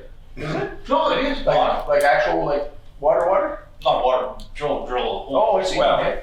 lots of well. Okay. So we can put lots into there. If we wanna make them to 1 acre lots, let's do that. It's a memorial park, isn't it? That part is separate from the other part, from what I understand. With the cannon. The Cannon part of that is, yeah, that part of that is memorial, the rest is RM property. So if there's lots in Franklin, then the housing project maybe that's coming through, I know Century 21 was looking at some stuff in regards to that. So they wanted a list from us so that they could maybe start some planning. Yeah. Yeah. And there's like right now, like one lot is being farmed over and the road lots is farmed over. Nobody cares, but it's going to matter sometime. Mm-hmm. And there was a couple that came in, I think they're from BC, they were looking at some lots in Kelwood. So I had committed to them that by January I should be able to have council review it, we'll take a look, we'll see what the prices are gonna be, and then we can go from there. So maybe we will have some builders. Action. It's good to have action. Mm-hmm. I got a question for Earl. No. So when can I lace up my skates for the Kelvin skating rink? Oh geez. Wait for the ground to cool off. Hey? Wait for the ground to cool off a bit. There is work going on in the Kelwood skating rink. I didn't receive an update directly from the contractor, but I have received an update through the grapevine that work is being done in there. It was being done yesterday and the day prior, or this week, I guess maybe. I'm not quite sure what days of the week. Yeah. But I have reached out to the contractor via email and left telephone messages and have no update. And I was gonna sneak a peek for your update, but I'm sorry, but I was just unable. But I will get you one for our next meeting, I promise. Thank you. So did we wait after this, because we got sidetracked a bit? Did we wait till we make our policy?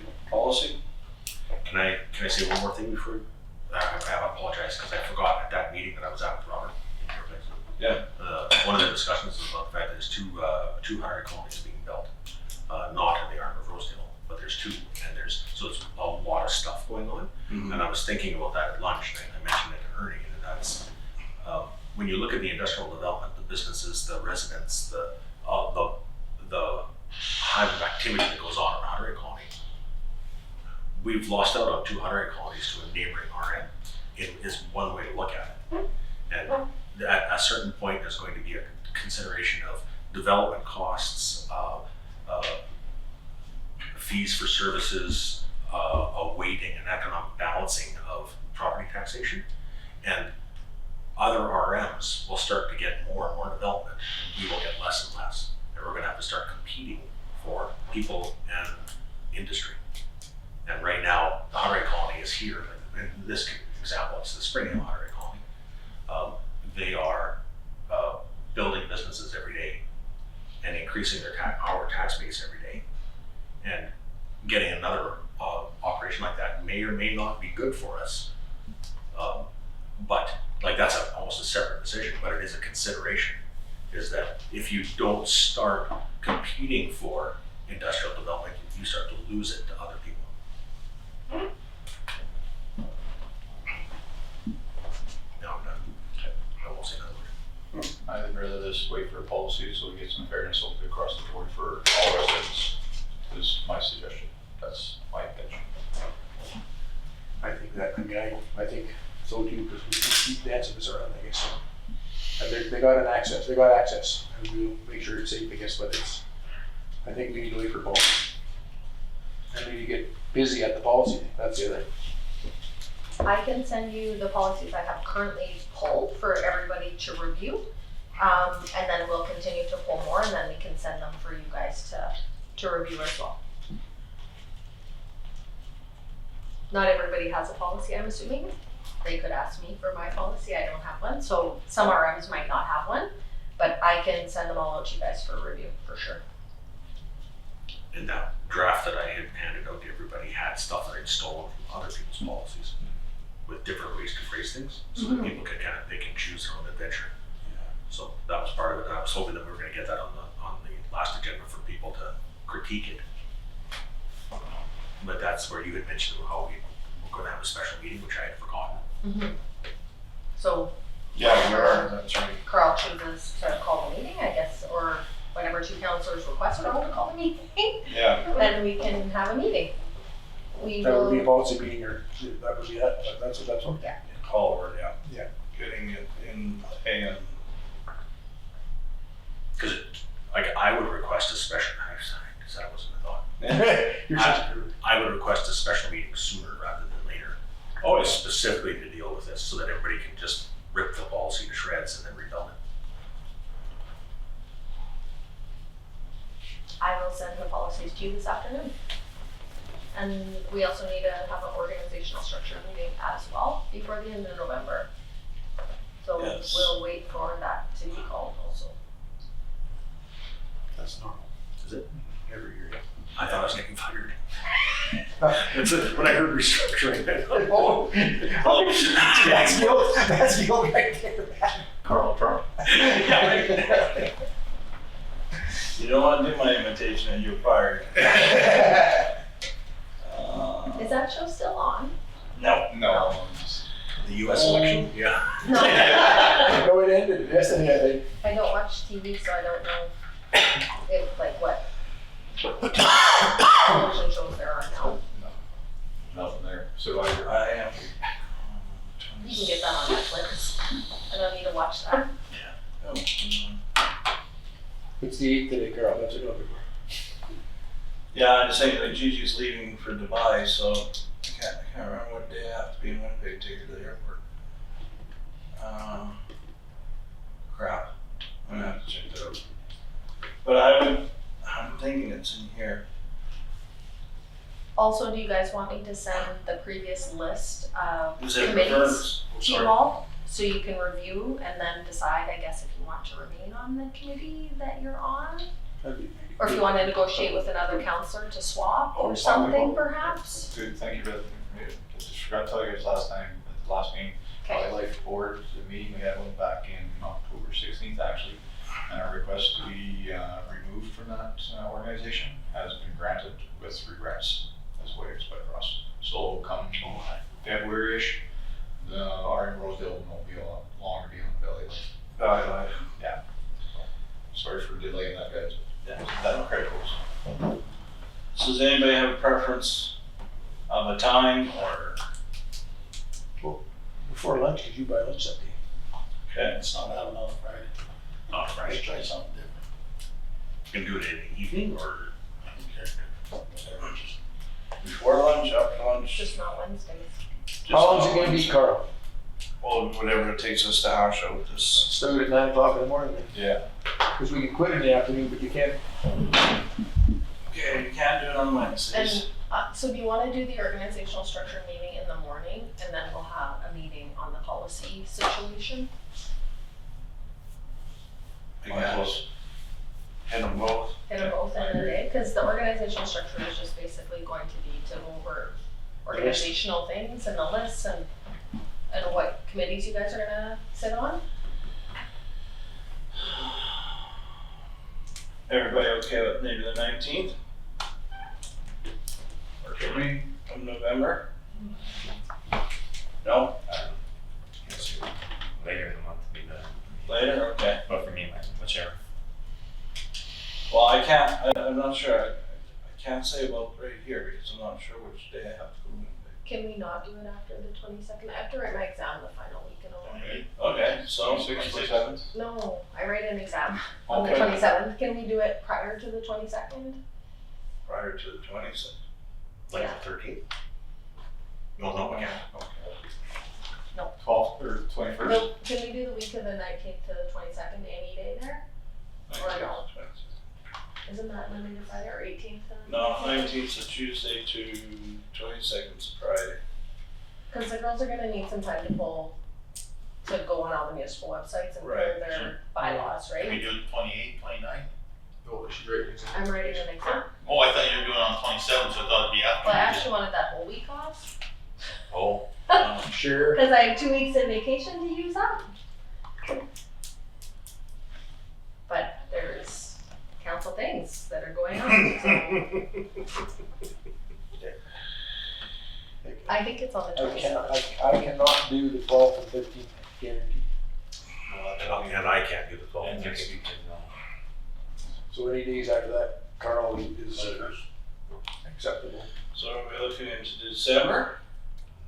No, because then we're just basically into our regular meeting. Oh, or Well, our regular Okay. meeting is the the 13th. Second Friday, You 13th. have to have it 13th. done, we have to have it done this month, don't we? Yeah, we have to Yeah. have that soon. Oh, yeah, I've done this month. I think so. 21st.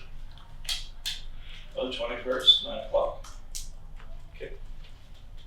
Over for you. I believe. That's my big brother. 20th is Wednesday, so if you can't do it on Wednesdays. No, we can't. No, Wednesday evenings, I can do it Wednesday, I can do it any day during the, but I curl on Wednesday. I So, was thinking Wednesday. I don't miss curling, No, but it'll be in the morning, right? yeah, So 6 o'clock. 21st works for me. So, yeah, 21st works I for don't me. think there's a good day for anything. There's not a good Roll day, us. No, but we'll go for it. Well, we'll try for 21st, 9 o'clock in the morning. 9 a.m. Hey, That's rough. it is resolved that the regular council meeting agenda of November 8th, 2024 be approved as presented with the following amendments and additions. Do I have a mover? I'm sure I missed that. Merkel, what? No, what do you have there, you silly goose? Oh, that's what you had. Oh, I am a liar. That was a test. It That is. was a test. Oh, shoot. Carl, I thought the medication had kicked in.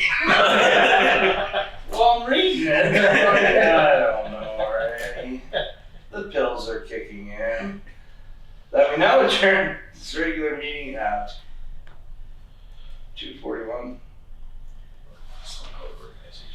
To meet again on our regular meeting on December 13th, 2024 at 10 a.m. Do I have a mover? Sure.